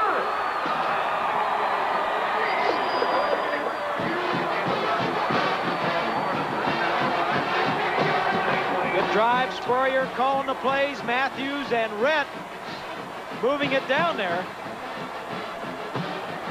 Here you go down here, he's just going to run a quick little slant as everybody is blitzing, and it's cleared out on the left side.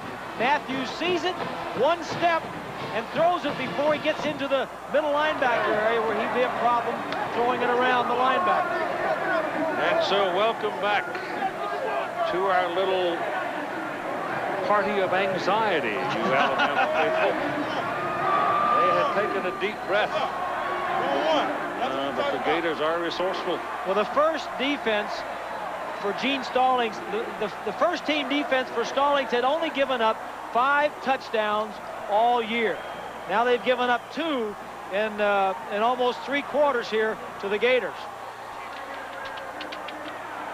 Shane Matthews in that possession, 7 of 7.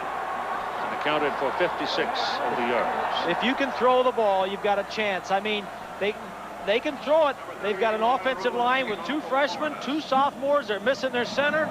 But if you can throw it, you got a chance. Down the middle, they still don't want to kick the ball to Palmer. It's bobbled around just a little bit. Picked up by Craig Harris, a fullback. And Harris gets some return out of it up around the 35, 36-yard line. So Bama will have pretty good starting position.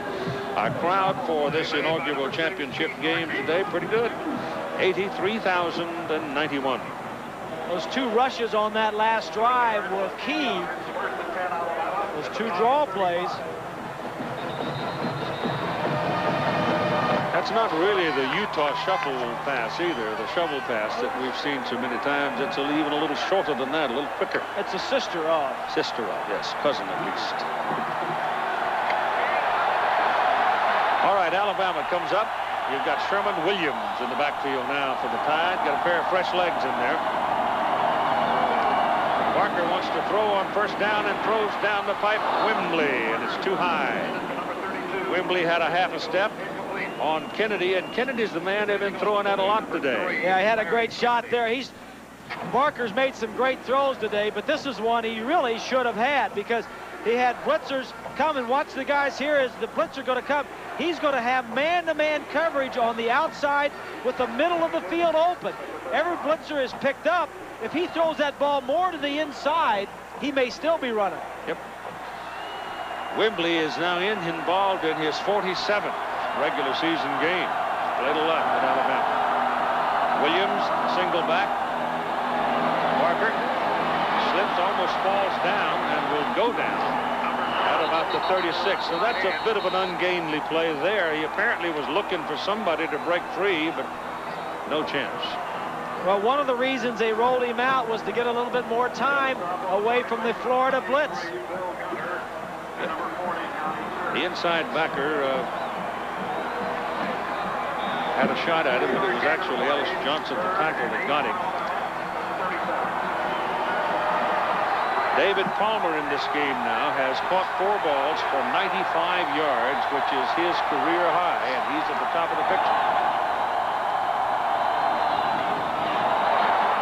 Parker has to get rid of it in a hurry, gives it to Williams, and Williams is going to have a first down.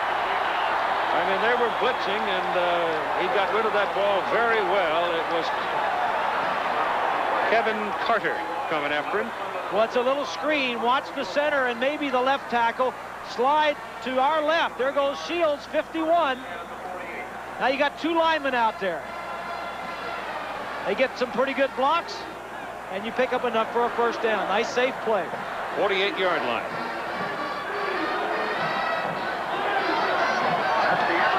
Third quarter is over. 21-14 Alabama. We'll be back after this message and a word from our ABC station.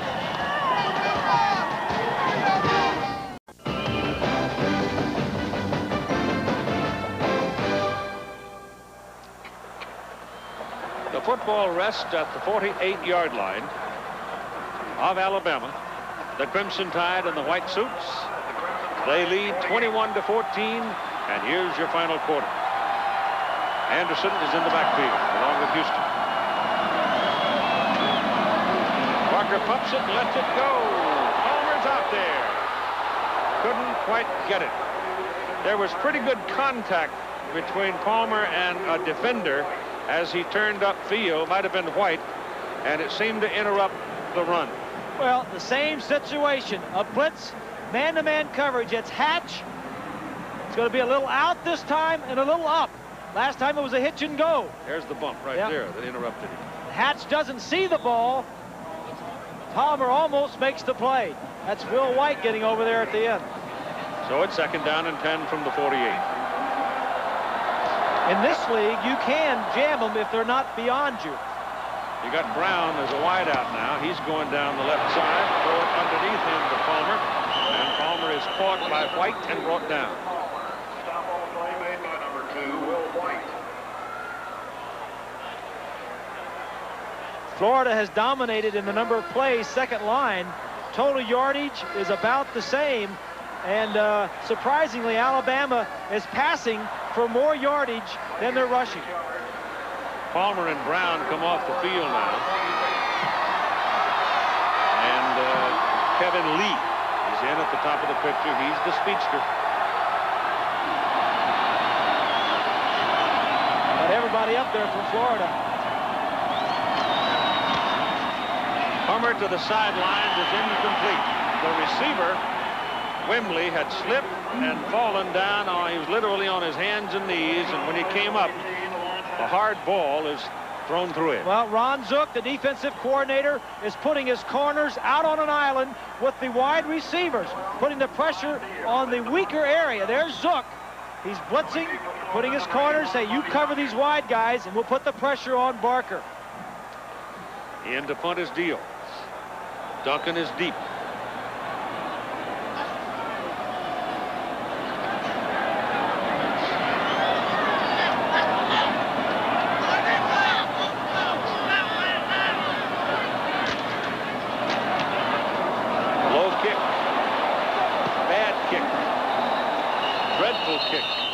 Kicking into the wind. Wind just turned it around and took it right out of bounds. So here's Florida now with very good field position after a 16-yard punt by Deal.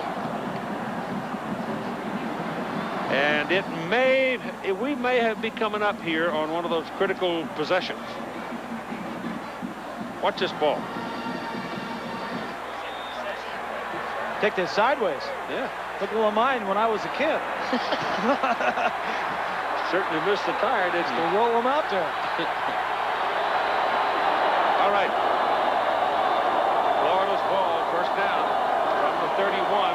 Shane Matthews steps out of bounds. Up around the 34. Nobody to throw the ball to. Well covered in the secondary. The Alabama defense seemed off balance when Florida on this last possession took it down and scored. Yep, and Matthews has not made many bad decisions today. He's got a master sending him some plays on the sideline in Spurrier. 24 of 31.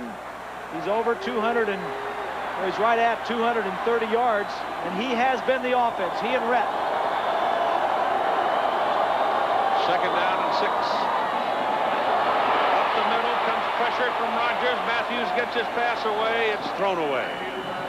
Incomplete. It was Oden that really broke loose up the middle.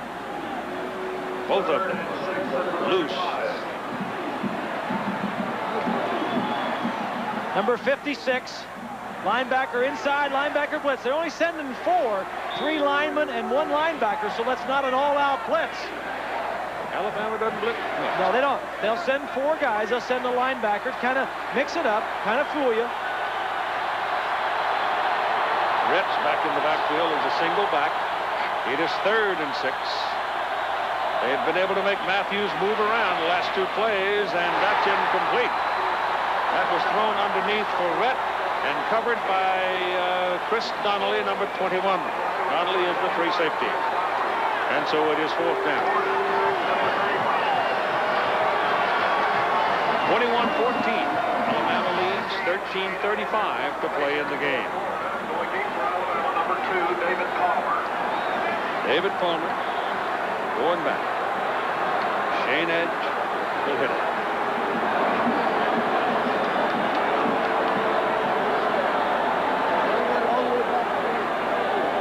Antonio Langham fields back, so does Teague. Loose blocking for Palmer. High hanger. Has to go to his knees to make the catch at the 30-yard line. A 35-yard punt, no return, and a timeout. And it's a 7-point Alabama lead. The Alabama coach on the left talking to his offensive coordinator, Mal Moore. Steve Spurrier on the right. He is Florida's offensive coordinator. Alabama comes up 1st down at their own 30-yard line, and Sherman Williams is in the backfield with Houston. Latzik hasn't played in some time. And there's contact.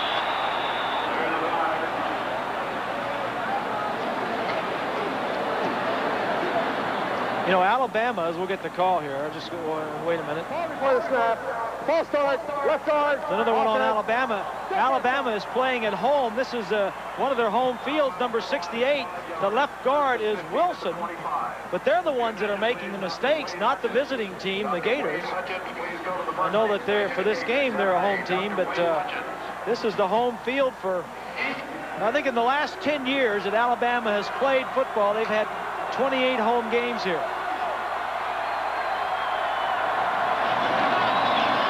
There's a run with Williams, but that will not get it done. It's a 2-yard pickup. There's a crowd of 83,091, and I would suggest to you that at least 60,000 of these people, at least that, probably more like 70,000 are pro Alabama. Yeah, I would guess that'd be true. But then why not? It's scarcely an hour drive down the road to Tuscaloosa, and at least half the population of this city has some association with Alabama. Florida shows blitz. They don't. Barker throws down the middle. No. Pratt, Wembley could not come up with it. The pass was low. And let's check in with Jack Arute. Keith, last night at their team meeting, the Florida Gators were distributed a very special sticker. It says simply, "We believe." And they do believe that they can win this SEC championship game. Another point in this quarter, they've been hanging around showing these to each other and getting very excited on the sidelines. Another point to remember, Keith, in all the years since Steve Spurrier has been head coach, when they've worn the blue jerseys, they're undefeated. Spurrier was saying last night, too, that the next 5 years, including this one, the championship game is going to be played right here in Birmingham, and they're going to have to come up here and win a game here if they want to win the championship, and this might be the year. Since we got to win a game, why not this year? So of course, that's just the way he thinks. That's Wembley, the man that tried so hard for the pass. He was shaken up and has to come off the field. And it is 3rd down. And about 13 yards to go.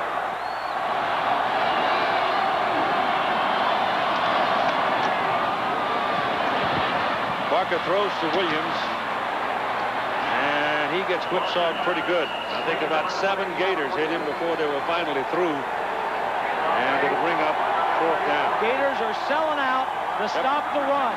Says if you're going to beat us, Alabama, you got to do it through the air. And I'm a long way from the field, I understand that, but you just sort of get the feeling that it's Florida that's gaining a little move here. Well, they still have to go against the best defense in the country. Monty Duncan waiting. They should get pretty good field position out of this. Deal last time just jerked one out of bounds for 16 yards, so he needs a good one here. Well, he didn't get that one either. Pretty bad kick. Didn't get much of a roll. Florida is going to have the football first down at their own 47-yard line. That was a 21-yard punt.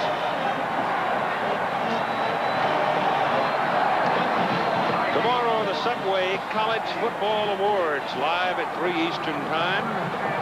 They'll cover the Maxwell, the Outland, and more. The Heisman is not involved. And you'll get some definition of the Bowl Coalition matchups for the Sugar, Orange, Cotton, Fiesta, and Citrus. And comes the golf, the J.C. Penney Classic at 4 Eastern Time tomorrow on ABC Sports. First down, and they put that ball up close to the midfield when they finally marked it. It's the best starting position of the ball game for Florida. That catch is made by Willie Jackson, and the Gators get 9 on the play, and it's 2nd and short coming up, and Alabama's got a problem right now. Well, there's no question that Shane Matthews and the Florida offense are on a roll. Not only that, but their special teams for Alabama. The punter has been having problems the last 2 punts. 16 yards and 21 yards. And Florida is at least on the front step, if not near in the front porch. The nickel defense package is in there. They throw it short underneath to Rhett out of the backfield, and that's a first down for the Gators at the Alabama 36-yard line. 11:23 to play in the game. Well, let's just 21-14 Alabama. Just mention to you folks who are watching out there whether or not you think they may go for 2. If there is a tie, and Spurrier and Stallings are well aware of this, there is a playoff. They put the ball on the 25-yard line, give each team 1 possession, and whoever scores the most points wins the game. This is Rhett running the ball over the left side, picking up 3 on the carry.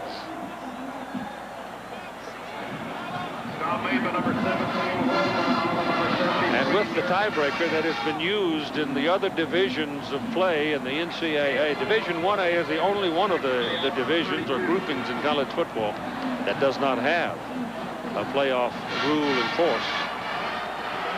And I think they should myself, but the coaches don't want it. 32-yard line. We've had 14 ties this year involving Division 1A schools. Back to Rhett, back to Matthews, back to Rhett. And it works for 9 yards. Now make it 5 yards. Stop made by number 73, Jeremy Nunley. Little toss, little hand back. 5-yard gain. Now they bring out the DBs and put in the LBs with Rogers and Oden going back into the backfield. 3rd and short, not a bad time to throw. 3rd and 1. Rhett's got 10 catches now in the ball game. You get single coverage out here. They give it to Rhett, swing him outside. He's got the first down. They got him out there in a position where only Donnelly had a shot at him, and he couldn't handle him. And he gets the first down. One of the reasons that this play is successful is the block right out here, the wide receiver on the corner. You got a tight end over there. He gets a hook block. Now the wide receiver gets his man down, and it's the free safety Donnelly that has to come over and knock him out. First down, Florida. The ball at the Alabama 23. Willie Jackson in motion. There's your flag. They got Alabama in the neutral zone. Throw the ball to Keller, the tight end. And he'll go out of bounds at the 17. I think the center saw Eric Curry in the neutral zone and snapped the ball. Your attention, please. Melvin Miller. Melvin Miller, please come to the press box. Melvin Miller. It's offside against Alabama. Alabama offside on the last play.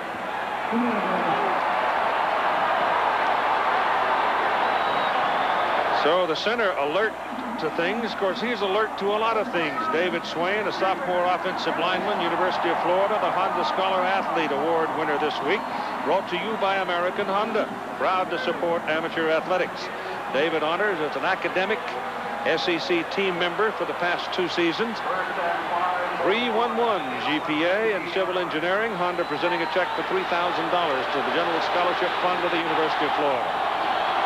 Took the ball at the 18. 1st and 5.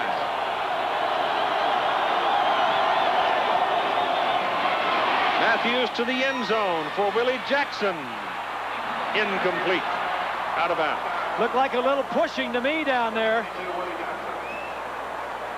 Well, Tommy Johnson had the coverage on him.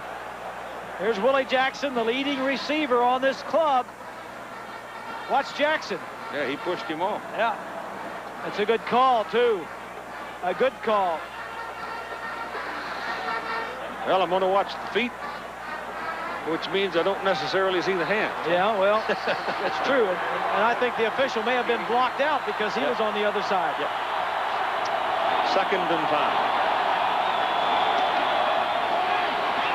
Pressure runs him out of there. Antonio London after him. Pass is caught. Willie Jackson at the 2-yard line. 1st and goal, Florida. Well, Matthews makes the play. It's a zone coverage. Now, he just hangs. He knows he's open. He just hangs. He says, hey, I don't have to go anywhere. Just drift a little bit the same way Matthews is going. Matthews makes the play. Buying time. 1st and goal from the 2.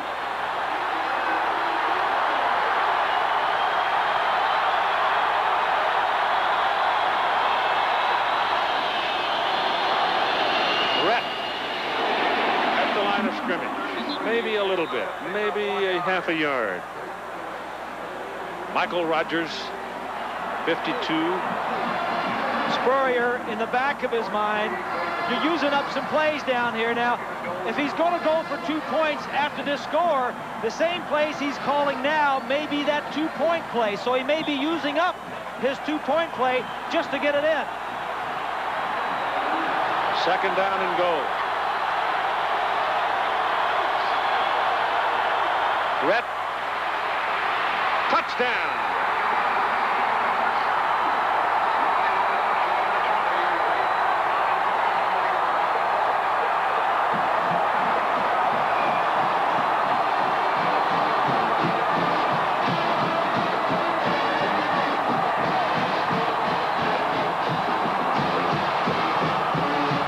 We've got a little over 8 minutes to play. Here's the point. So big. Judd Davis. Got it. 21-21 tie with 8:09 to play in the game.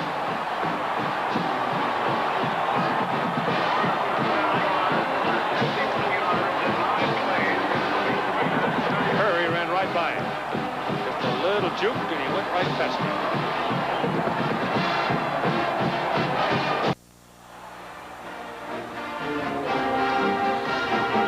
Back in 1933, Alabama was the first team to win an SEC championship. Tonight, they're trying to win their 20th. And they got a problem right now because Florida has come storming back from 21-7 down to tie them at 21. And Florida matches up much better against Alabama than they did last week against FSU. FSU was explosive and Florida just couldn't handle it. Palmer creeping up. He's trying to get him involved in it. Now they pitch it back to Sherman Williams, running back, and he's coming around. Nobody to help him over there. So it was a good idea, but there was nobody on this side of the field to help him, and down he goes at the 33.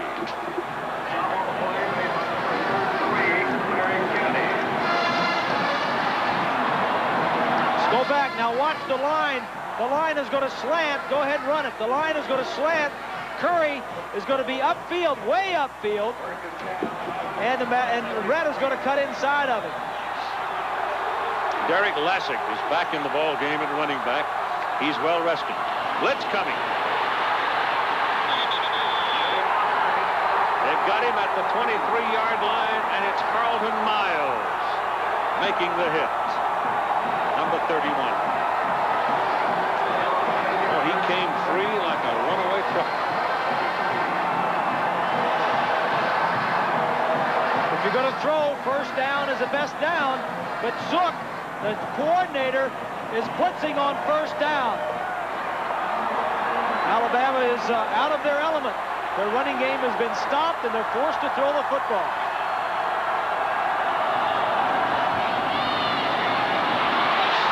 Down goes Parker again. This time it is Ellis Johnson, a defensive tackle, that makes the hit all the way back on the 15-yard line. They've got to go to the 43 to get the first down, so they got 3rd and 28 coming up. Florida lost their entire defensive line. Mentioned earlier, 6 of their 7 top defensive linemen are gone because of injury, graduation, academics, whatever. And this is a very young defensive line. Now what's building up here? Alabama's backing up. Their punter has had 2 dreadful kicks, 16 and 21 yards. Florida defense is about to hand over to the Florida offense a huge opportunity unless Alabama can come up with a big play here. And they won't do it as Parker is able to get rid of the ball, but he was under siege. So here's what they were looking for. The Florida defense certainly doing its job.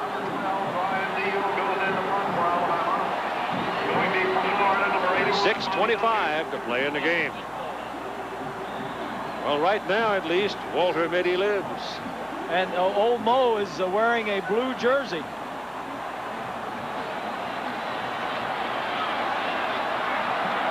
Pressure's on Deal. Well, he didn't get it again. And he gets a bad bounce. And it's barely across the 40-yard line. So Deal has hit 3 bad punts in a row. 16, 21, and 26. And Florida is knocking on the door trying to untie it in the 4th quarter. Florida coach Steve Spurrier talking about his senior quarterback Shane Matthews.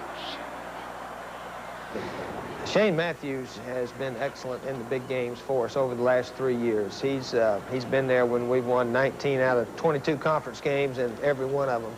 And he's played very well in the 4th quarter in the close games. So we're hoping that this thing will stay close. And if it will, hopefully something good will happen to us late in the game.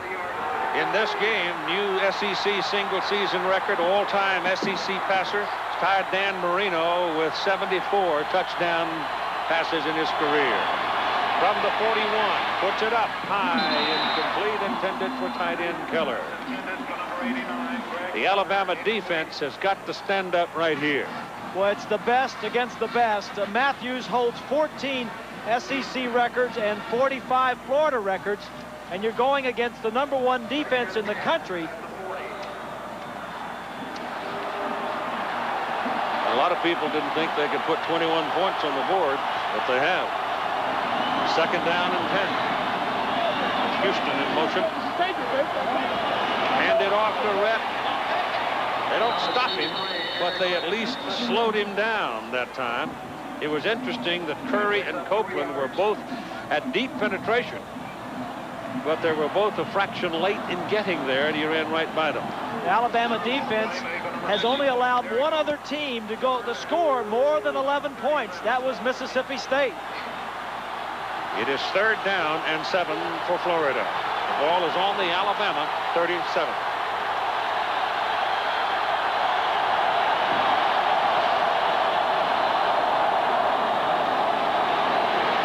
Passes away, and it is incomplete, and it was Eric Curry. This time he didn't miss.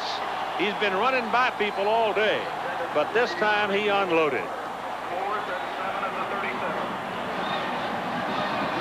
5 men this time rushing for Alabama. and there's nobody downfield open. He just throws it away. Might want to know that Eric Curry received his degree in criminal justice last August. It's a Prop 48, came to Alabama, had to sit out a year. Yeah, Prop 48. He graduated a year early. Yep. 5:27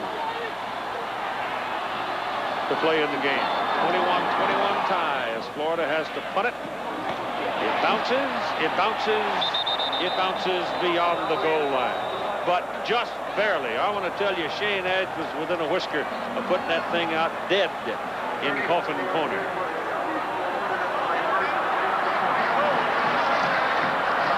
Your game summary. Look down at the bottom.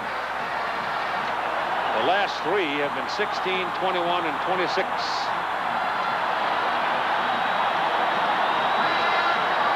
Always, it seems, in tough ball games, that kicking game gets involved, doesn't it? Lasick is the single back, has the ball. Skates around, looks for daylight, finds 2 yards. Alabama comes in, averaging 216 yards rushing and only 150 passing. Their strength is on the ground, and that's where they got to go back to. Here's what they've done tonight. Alabama, 154 yards passing and only 93. Florida has successfully stopped them on the ground. That's the first carry Lasick's had since the middle of the third quarter. He finds some daylight. A whole lot of it. First down, Alabama, out at the 47-yard line. And Lasick seems, no, he's all right. He's wobbled and will come out of the game. You go back to your strength. Miles, 31, was blitzing, but he was picked up again by Houston. And the strength is their running game. He came off holding his midsection. May have fallen, knocked the wind out of him. Anderson's in there right now, and they get Anderson behind the line of scrimmage. 57 makes the play for Florida. That's the second big play of the second half for Kevin Carter. Lasick has 113 yards now for Alabama on 18 carries and 2 touchdowns. 4 minutes coming up on the game clock in a 21-21 tie. Wouldn't it be something if we did have to use the tiebreaker? The loss on the play puts the ball back inside the 44, where it's second down and 13. Barker throws, Palmer catches, out of bounds, incomplete.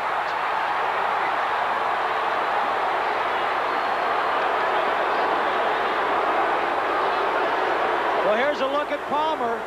Releases inside of Groh. He's going to get up on White, number 2.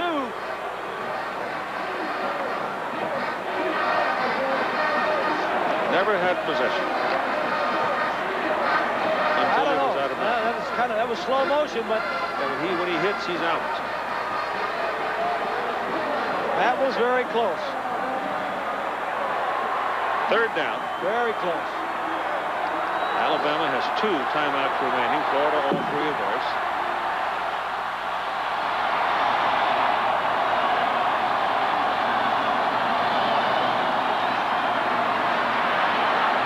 That ball sailed.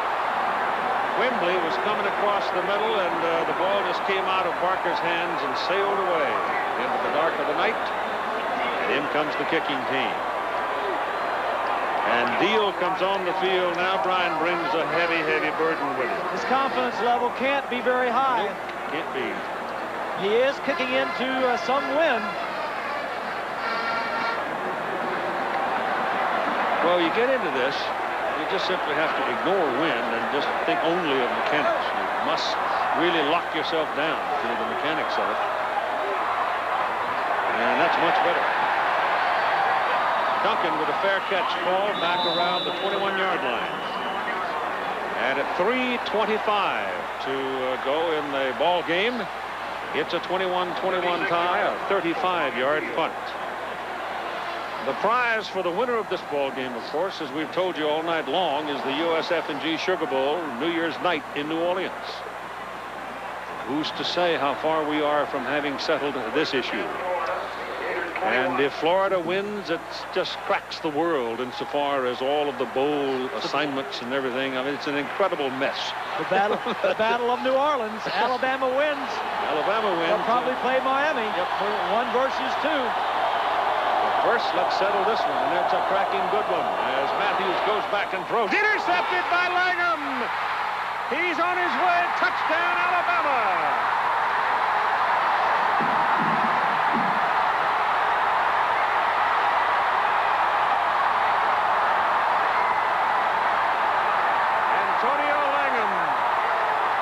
The big play to start the win against the old foe Auburn a week ago on Thanksgiving Day, and steps up tonight. Matthews telegraphed that one, however.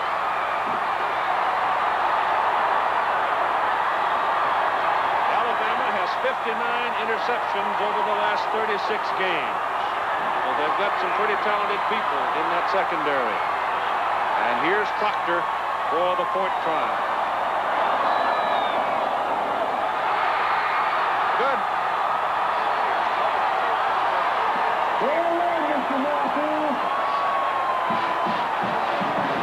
At 3:16 to play in the game, Alabama back to the lead, 28-21.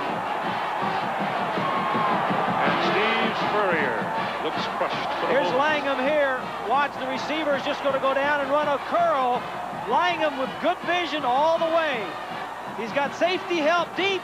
He reads the quarterback, jumps in front of him. His second interception returned for a touchdown this year. There you look at the receiver. Now, Langham has deep help. He can gamble for this short pass.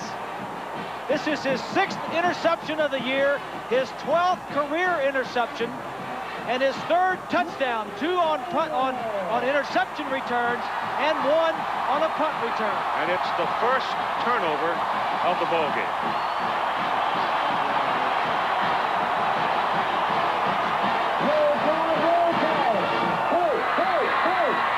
So now it's up to the Gators. They were down at one time by 14 points. Now they got to come back again. No pressure. Just makes a great play. And you need to know this. Langham, the corner, and Teague, the other corner, came in leading the SEC in interceptions. And when you have big play corners, you better make sure you know where they're at before you throw out there on them. High hanging kick in the wind, very short, rolling around. Very effective for Alabama as Houston came up and covered it after it had hit one of the Florida players when it bounced and put it down on the 22. Now here's Spurrier calling the plays. Alabama is 2nd in the nation in turnover margin. They are now plus 17. Florida, on the other hand, is last in the conference in giving the ball away at minus 11.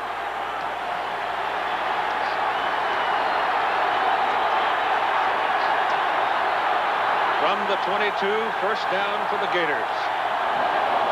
3 wideouts. Matthews pass on the fingertips of Willie Jackson and good out at the 40.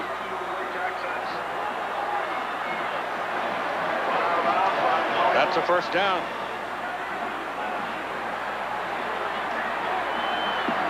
Florida with all 3 of its timeouts remaining. Plenty of time. Put it on the 39-yard line. Where he stepped out of bounds. First down. 3:07 to play in the game. 28-21, Alabama.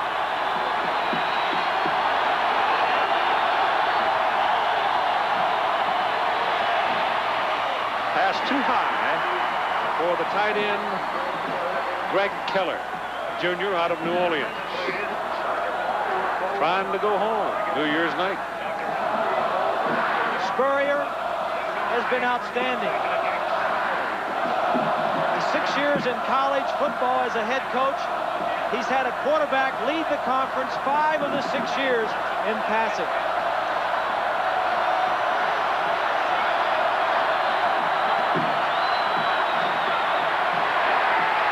Batted in the air.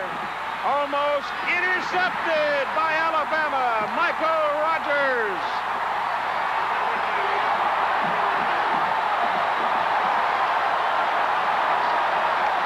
batted very high, touched by another Alabama man, and finally Rogers caught it.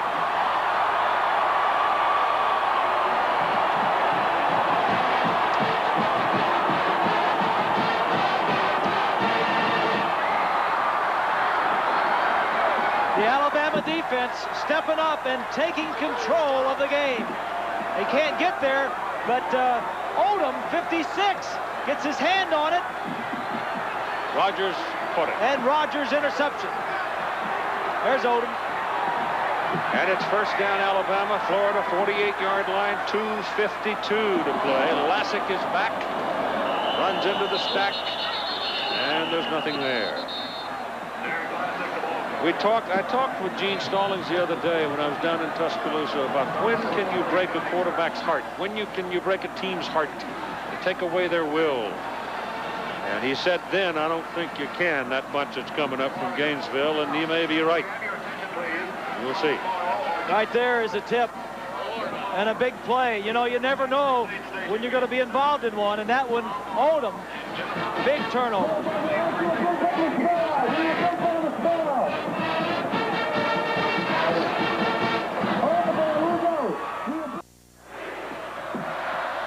Heavy is the burden when one wants it so much. But there's 2:37 left to play. It is second down and 10 for Alabama. He may get it one more time.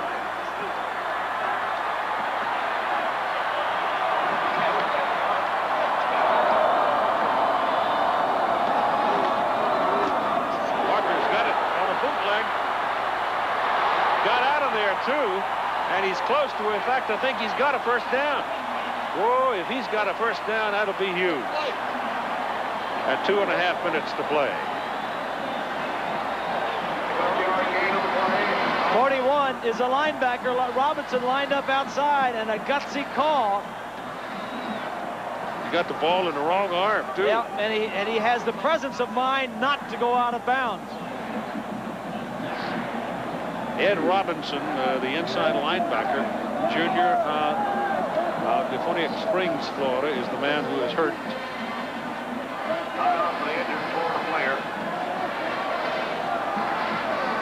2.5 minutes to play in the inaugural SEC championship game.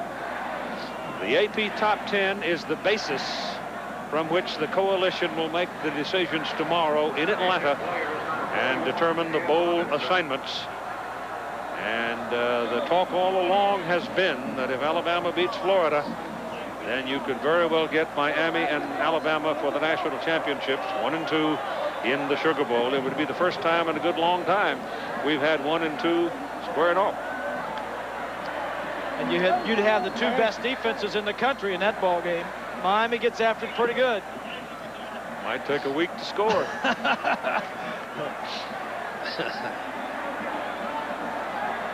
We hope Ed's all right. He's huffing and puffing a bit. If Alabama wins, they'll have 681 victories in their illustrious history. That's just one behind Texas.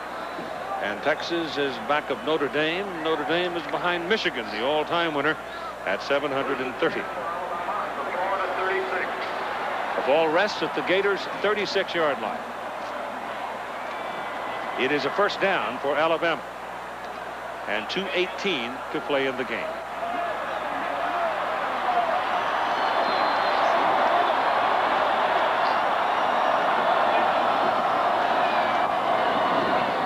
Lassick will lose a little. Marquette Oliver was the first one to get there, number 8. Oliver makes the stop. Florida spends another timeout. They've got 1 remaining. Now, if Alabama wins, here is the probable bowl scenario. When I say probable, and put it in caps. USF&G Sugar, we told you about it. Georgia would go to the Citrus against Ohio State, and John Cooper's been reconfirmed as the coach of the Buckeyes. Good for him. Should have happened a long time ago. Fiesta will get Syracuse and either Colorado or Nebraska. Depending if Nebraska can beat Kansas State in Tokyo, then they will go to the Orange Bowl. And that would put them in the Orange Bowl against Notre Dame. Florida then will go to the Gator Bowl against NC State, and Texas A&M would play Florida State in the Cotton Bowl. But Shane Matthews might say, we're not ready to concede. What's that? Cuba Sugar, Sugar. huh? Sugar. Sugar on the field. No Sugar. It'll be 2nd down and 12. And all of the Gators are up, blitzing, trying to stop the run. Palmer swinging it around. Cut it back into traffic. Didn't feel like he had any room to run outside. Might have if he'd kept going that way. Another Gator is down and hurt on the play, and they'll take time here. David Palmer got it back about to the original line of scrimmage. 1:49 remaining in the ball game. In 28 Alabama, 21 Florida, and the Gators spend the timeout. Let me tell you about the folks who have put this thing together you've been watching. Executive producer of ABC Sports, Jack O'Hara. Coordinating producer and tonight's producer of ABC's college football, Bob Goodrich. Directed by Larry Cam. Our technical director, Gary Larkins. Associate producer of college football, Jim Ressler. Associate director, Dave Kiviat. Production manager, Lenny Nathan. Our tech ops managers, Les Weiss and Frank Bigger. Assistant to the producer, Steve Shunkin, Paula Coker. Statistician, Dave Burnson. Spotter, Todd Barry.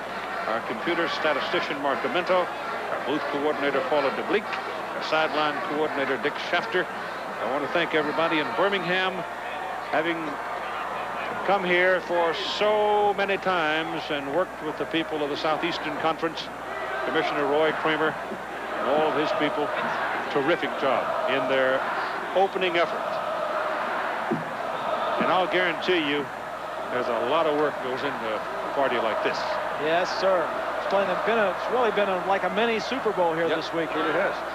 If time permits, of course, we'll have the 50 car rental postgame report with scores and highlights as we can collect them in a hurry.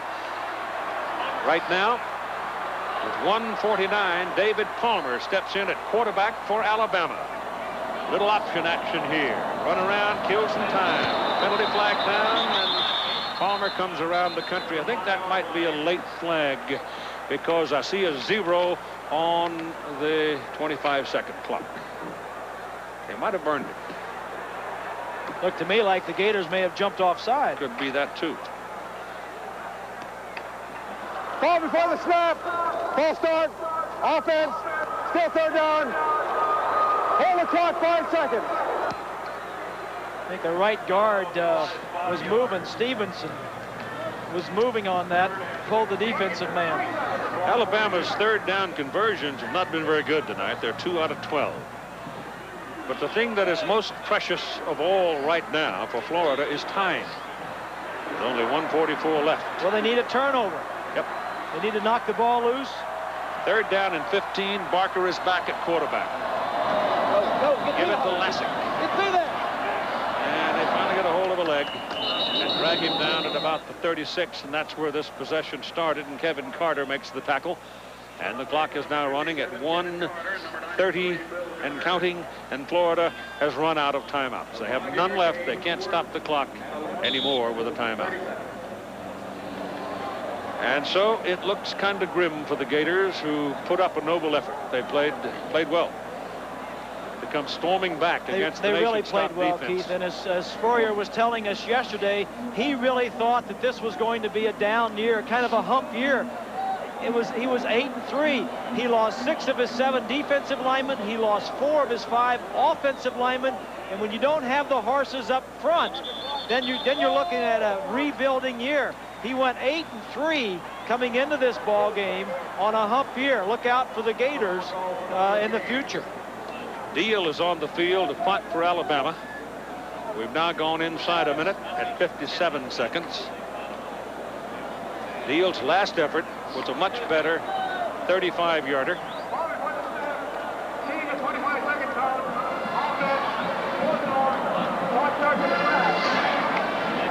5-yard penalty against Alabama for burning the clock. Well, the thing here, I don't care about Florida's got to go after a block. They are last in the conference in punt returns, so they really have no hope of returning a punt for a touchdown, maybe blocking one. This is a circumstance where you'd kind of like to have the punter say to the center, can you snap it an extra 5 yards? Good snap, pressure zone, he gets it out, it's a good kick. Anything over the line would be a good kick in this situation. That's right. Todd downs it back inside the 10, at the 9. And Florida will get the ball back with 45 seconds remaining. And no timeout.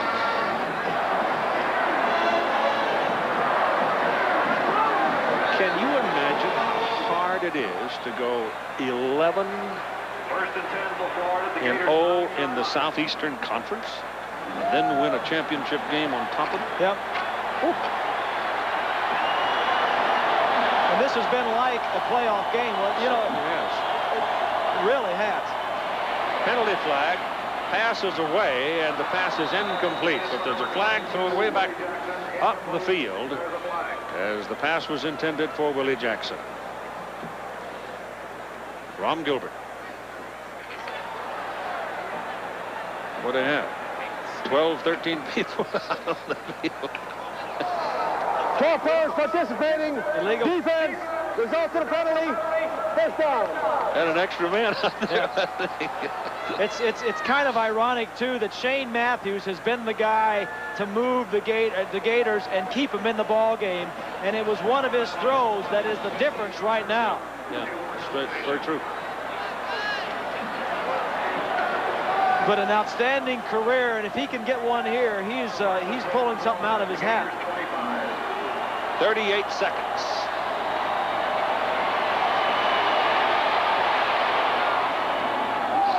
Pass is incomplete up the sideline.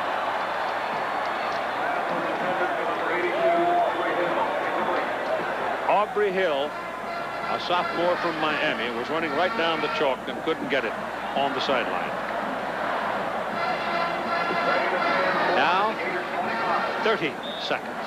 If Stallings' defense ends the season #1 in all the defensive categories that they are right now, they would only be the second team ever to finish the season #1 in every defensive category. Oklahoma did it in '86.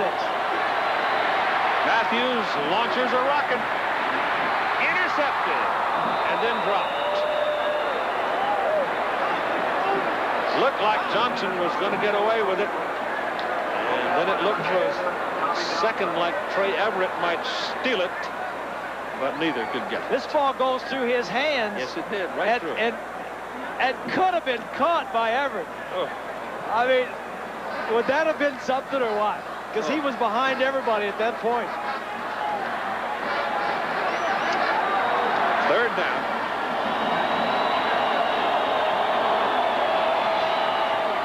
For Willie Jackson, it is incomplete. A fierce collision between Langham and Jackson. But they're doing the right thing. I mean, they're giving it a chance. I mean, you're down by 7. You need to score. You got no timeouts and the clock's against you. You've got to do these types of things, and you're going to get punished. 15 seconds. Fourth down.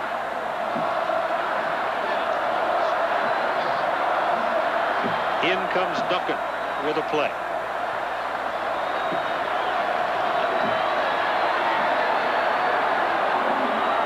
Sugar Bowl on the line. That's incomplete. It'll be Alabama's ball. They have to snap it 9 seconds after the incomplete forward pass.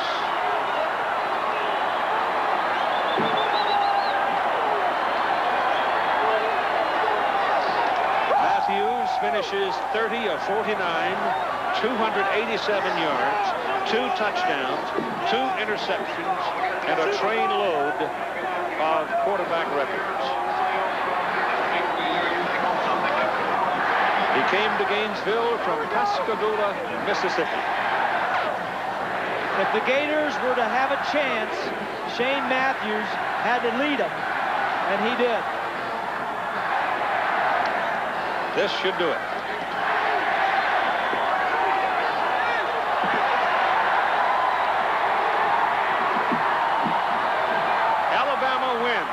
inaugural Southeastern Conference Championship game by a score of 28 to 21. Gene Stallings has replaced the Bear.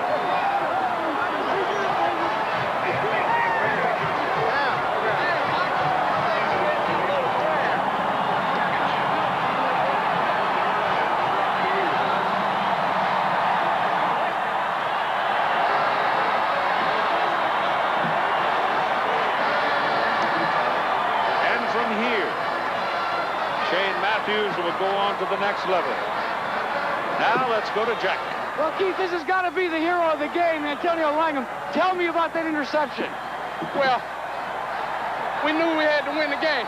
With our team, we played to win it on defense or on offense. We needed to play. The game was crucial. And, you know, when you need the big play, you got to work hard to get it. And we was in a zone coverage. I read his release. He made a throw and made the break. Touchdown. Most guys get one great interception like that, as you did at the Auburn game. Now 2 in less than 2 weeks. Yeah, it's fun. It's exciting. You want to be the man, make the big play, you know. And we got a philosophy, you know.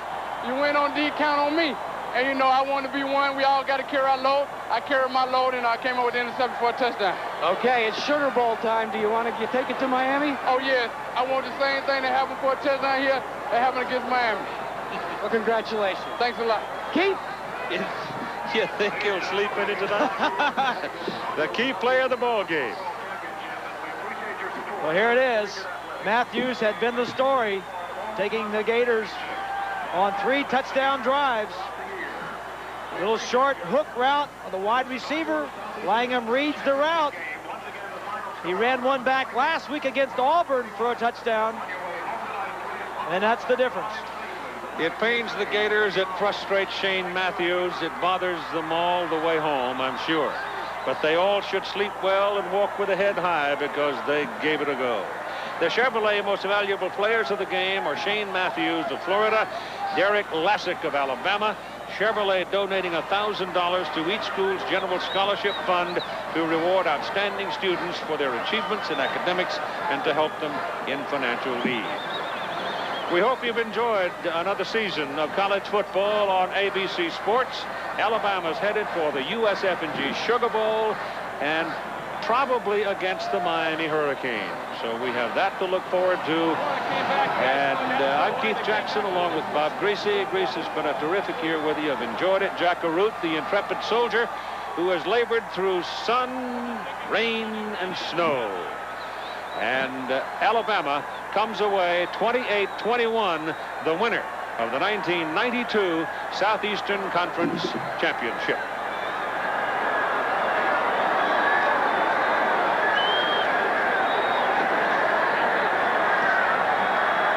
Monday, the Houston Oilers, battling for a playoff spot, host the Chicago Bears. 2 of the league's hardest-hitting teams collide on ABC's NFL Monday Night Football. The SEC Championship, presented by Dr. Pepper, this ABC Sports exclusive, has been brought to you by Dr. Pepper and your local Dr. Pepper butler. Dr. Pepper is just what the doctor ordered. By Honda, celebrating its 10th anniversary of automobile production in the United States. By Xerox, the document company. And by UPS, for reliable on-time delivery throughout Europe and around the world. You can trust UPS. This has been a presentation of ABC Sports, recognized around the world as the leader in sports television.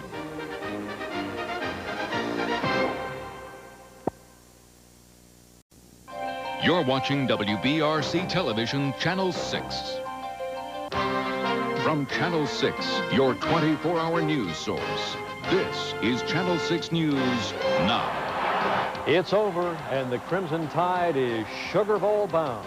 Good evening. I'm Scott Richards. And I'm Brenda LeDunn. Thanks for joining us for this special edition of Channel 6 News.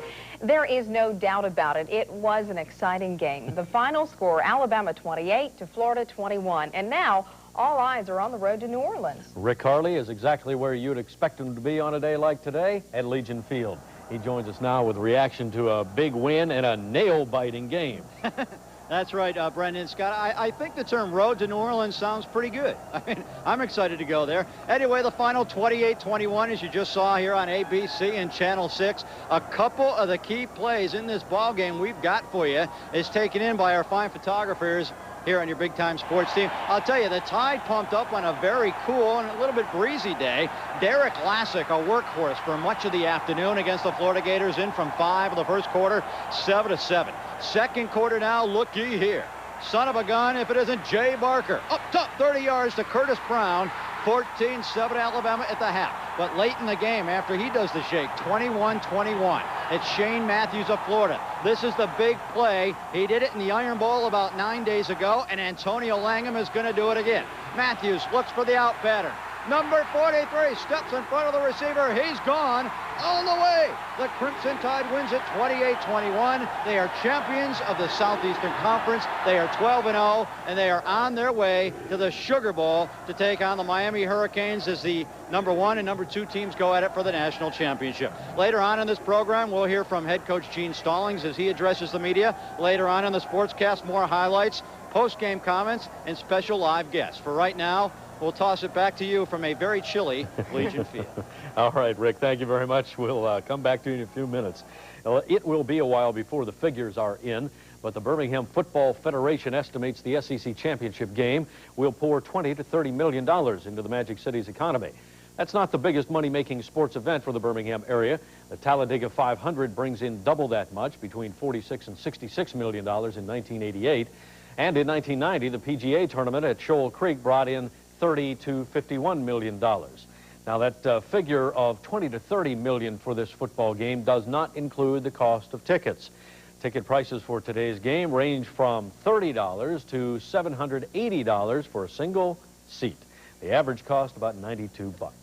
Now, we've talked a lot about the economic impact and the excitement of today's game, but none of it would have been possible without the Birmingham Football Foundation. Indeed. Art Franklin was with Foundation members today as those who put this game together watched their dream become a reality. He joins us now from Legion Field. Art, a big day for all those folks.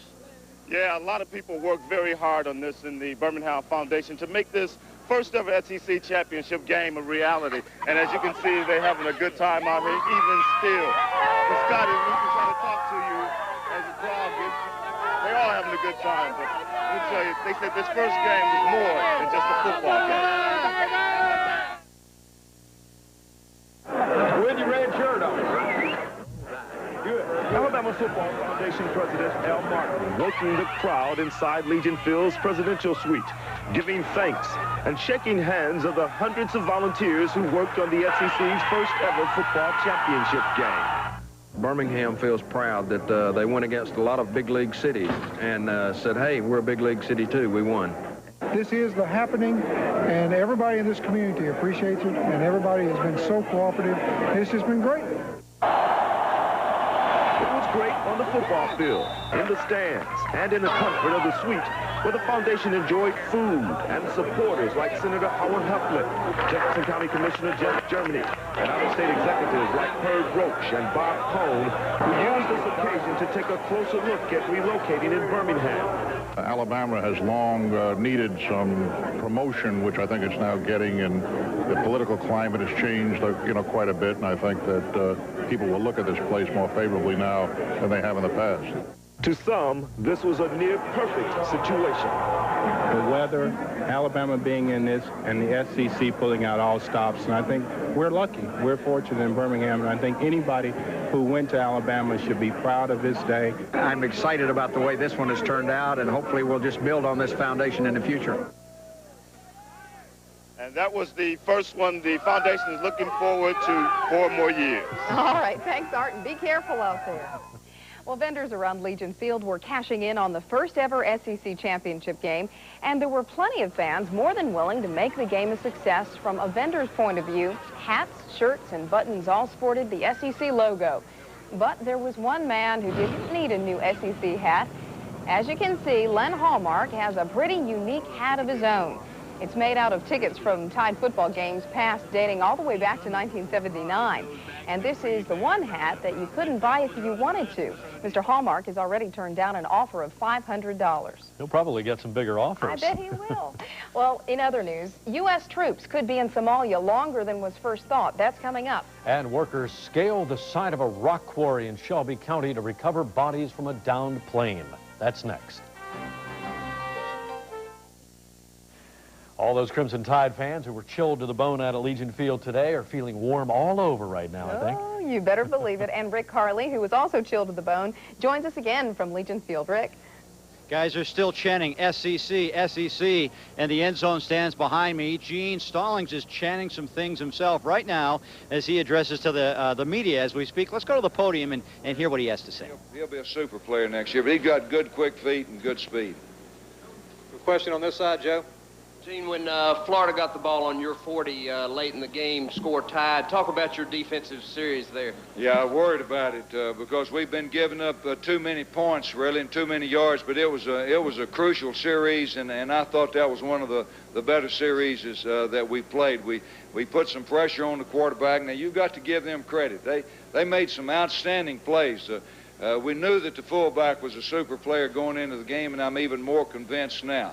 But that was a crucial series. I thought they were at least going to come away with a field goal. Question on the left side here. How do you feel about the Alabama Centennial season turning out to be Swedish sugar? Well, I was telling the players before the game that the facilities that we have at Alabama, they didn't really have anything to do with it. We've got a nice place to live, nice place to practice, play, and so forth. But we do have a little something to say about setting the tone for the next 100 years.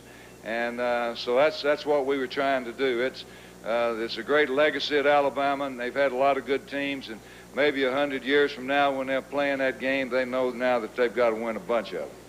Question over here. Okay. Coach, are you confident that you'll remain number 2 in the poll tomorrow? Oh, I would think so. I don't see why not. Yeah, that doesn't even enter my mind. We're an undefeated football team and played a lot of tough teams. Yeah, we'll be number 2. Okay, question on the left in the back. Coach, after you went up 21-7, did they do anything differently, or was it a little bit of a mental letdown because you grabbed that big lead? Well, you know, sometimes you play games back and forth. I said over and over and over loud a lot of times that we had to stop the big, long pass. And I felt like if I said that enough, maybe they wouldn't do it. And, you know, one of the better things they do is throw the ball deep, and they really sort of came off of that, which I was very pleased to see, really. Yeah, we had 14 points. I thought we were going to win the ball game. Question over here, Joe. Gene, after seeing and hearing the crowd today, your thoughts on a home field advantage? Well, when we played at New Orleans, it was a lot of folks there for us, too, when we played Tulane. You know, they could buy as many tickets as they wanted to. I mean, they were up for grabs the way I looked at it. Question on the left. Yes, sir. Possibly playing Miami, another great quarterback. Could you talk about that game possibly? Yeah, I'm looking forward to that. We really want to be in that game, and he is a great quarterback. Shane Matthews is a great quarterback. Now, you're talking about a guy that's got a feel for the ball. He is an outstanding one, and he has some people to throw it to also. We'll hear more from Gene Stallings tonight at 10 o'clock as our Sideline Saturday program comes your way later tonight. Right now, some more highlights from the big SEC championship win by the Crimson Tide this afternoon. The final, once again, if you joined us late, 28-21. I'll tell you, the Tide looked good early, but the Florida Gators answer right back. Eric Rett cuts a 70-yard drive, 7-0 Gators. Later in the first quarter, Derek Classic scores from the 5, and then it's, yes, Jay Barker up top to Curtis Brown, 30 yards on the play as 14-7 Bama at the half. Now, fourth quarter we go. Let's jump ahead. It's 21-14 Bama. Florida's Rhett is going to go in here from about 2 yards. Suddenly, the game is tied at 21-21. But late fourth quarter, here's the game that breaks the Gators back. Antonio Langham intercepts Shane Matthews. He's in. The final 28-21. The Tide wins it, and we got post-game comments just moments after this win. He did it again today. I think he's Superman. You know what? I think we lift his shirt up in CAS. I wish the best for him. This is my senior year, and hopefully he can pick up some awards this year or next year because he's a great athlete. He came through balls in the clutch 2 weeks in a row, and I love him. A lot of people love him right now. Prince, okay. An interesting sidebar to this game. We got the videotape back at the station that we edited about a half hour ago, and that is the Alabama defense. They came in as a top-rated defense in the nation, and John Copeland had a field day. Now, we're still waiting on final stats from number 94, but he was all over Shane Matthews. He was in his face throughout most of the game. Look at this. John Copeland held the Florida Gators, along with the rest of the D, to minus 9 yards rushing in the first half. A fantastic effort by the Tide defense tonight. Let's set the ball matchup real quickly for you in the Sugar Bowl. There you got it. You got Alabama versus Miami for the national title. Citrus looks like this. Georgia versus Ohio State. The Gator Bowl's got the Florida Gators and NC State. And the Cotton Bowl, FSU and Texas A&M. We're not forgetting Jacksonville State. They're in the Division II national semifinals today at Paul Snow Stadium against New Haven. And look at this. They strike early and often. Danny Lee, 82 yards on the punt return. That is one of 4 touchdowns on the day for Danny Lee. Sean Richardson later goes in to make it 14-0. New Haven would actually prove to be a tough team. It was 28-0 at one point. New Haven comes back to tie it at 28-28. But then again, we got to get this one in. It's Lee again. 90 yards on the pass play from Chucky Robinson. The final 46-35. Jacksonville State advances to the title game next weekend in Florence. Brendan, Scott, we've got basketball for you tonight as well. Auburn plays, Samford plays on the road. We've got that and a recap of this tremendous Crimson Tide win here tonight. Back to you, Gavin. What a great game. And Langham's interception, man, that was almost a case of deja vu, wasn't it? Yeah, we're getting used to this. Number 43 picking off the quarterback and going in for the score. Rick, do you think Miami will give the Alabama defense some trouble with those short passes underneath the way Florida possibly did? Yeah, possibly, but, you know, again, the proof is in the pudding. Florida, as you mentioned, gave them some problems today with that kind of thing, and they held off the Gators. So I guess today a good test and preparation for the Hurricanes at the Sugar Bowl. It could work out that way. Trouble, but not enough trouble. Thank you. Well, the final score wasn't the only music to Alabama fans' ears today. And we'll tell you about a Bama fan with a song in his heart and on tape next on Channel 6, your 24-hour news source. Kentucky, Louisiana,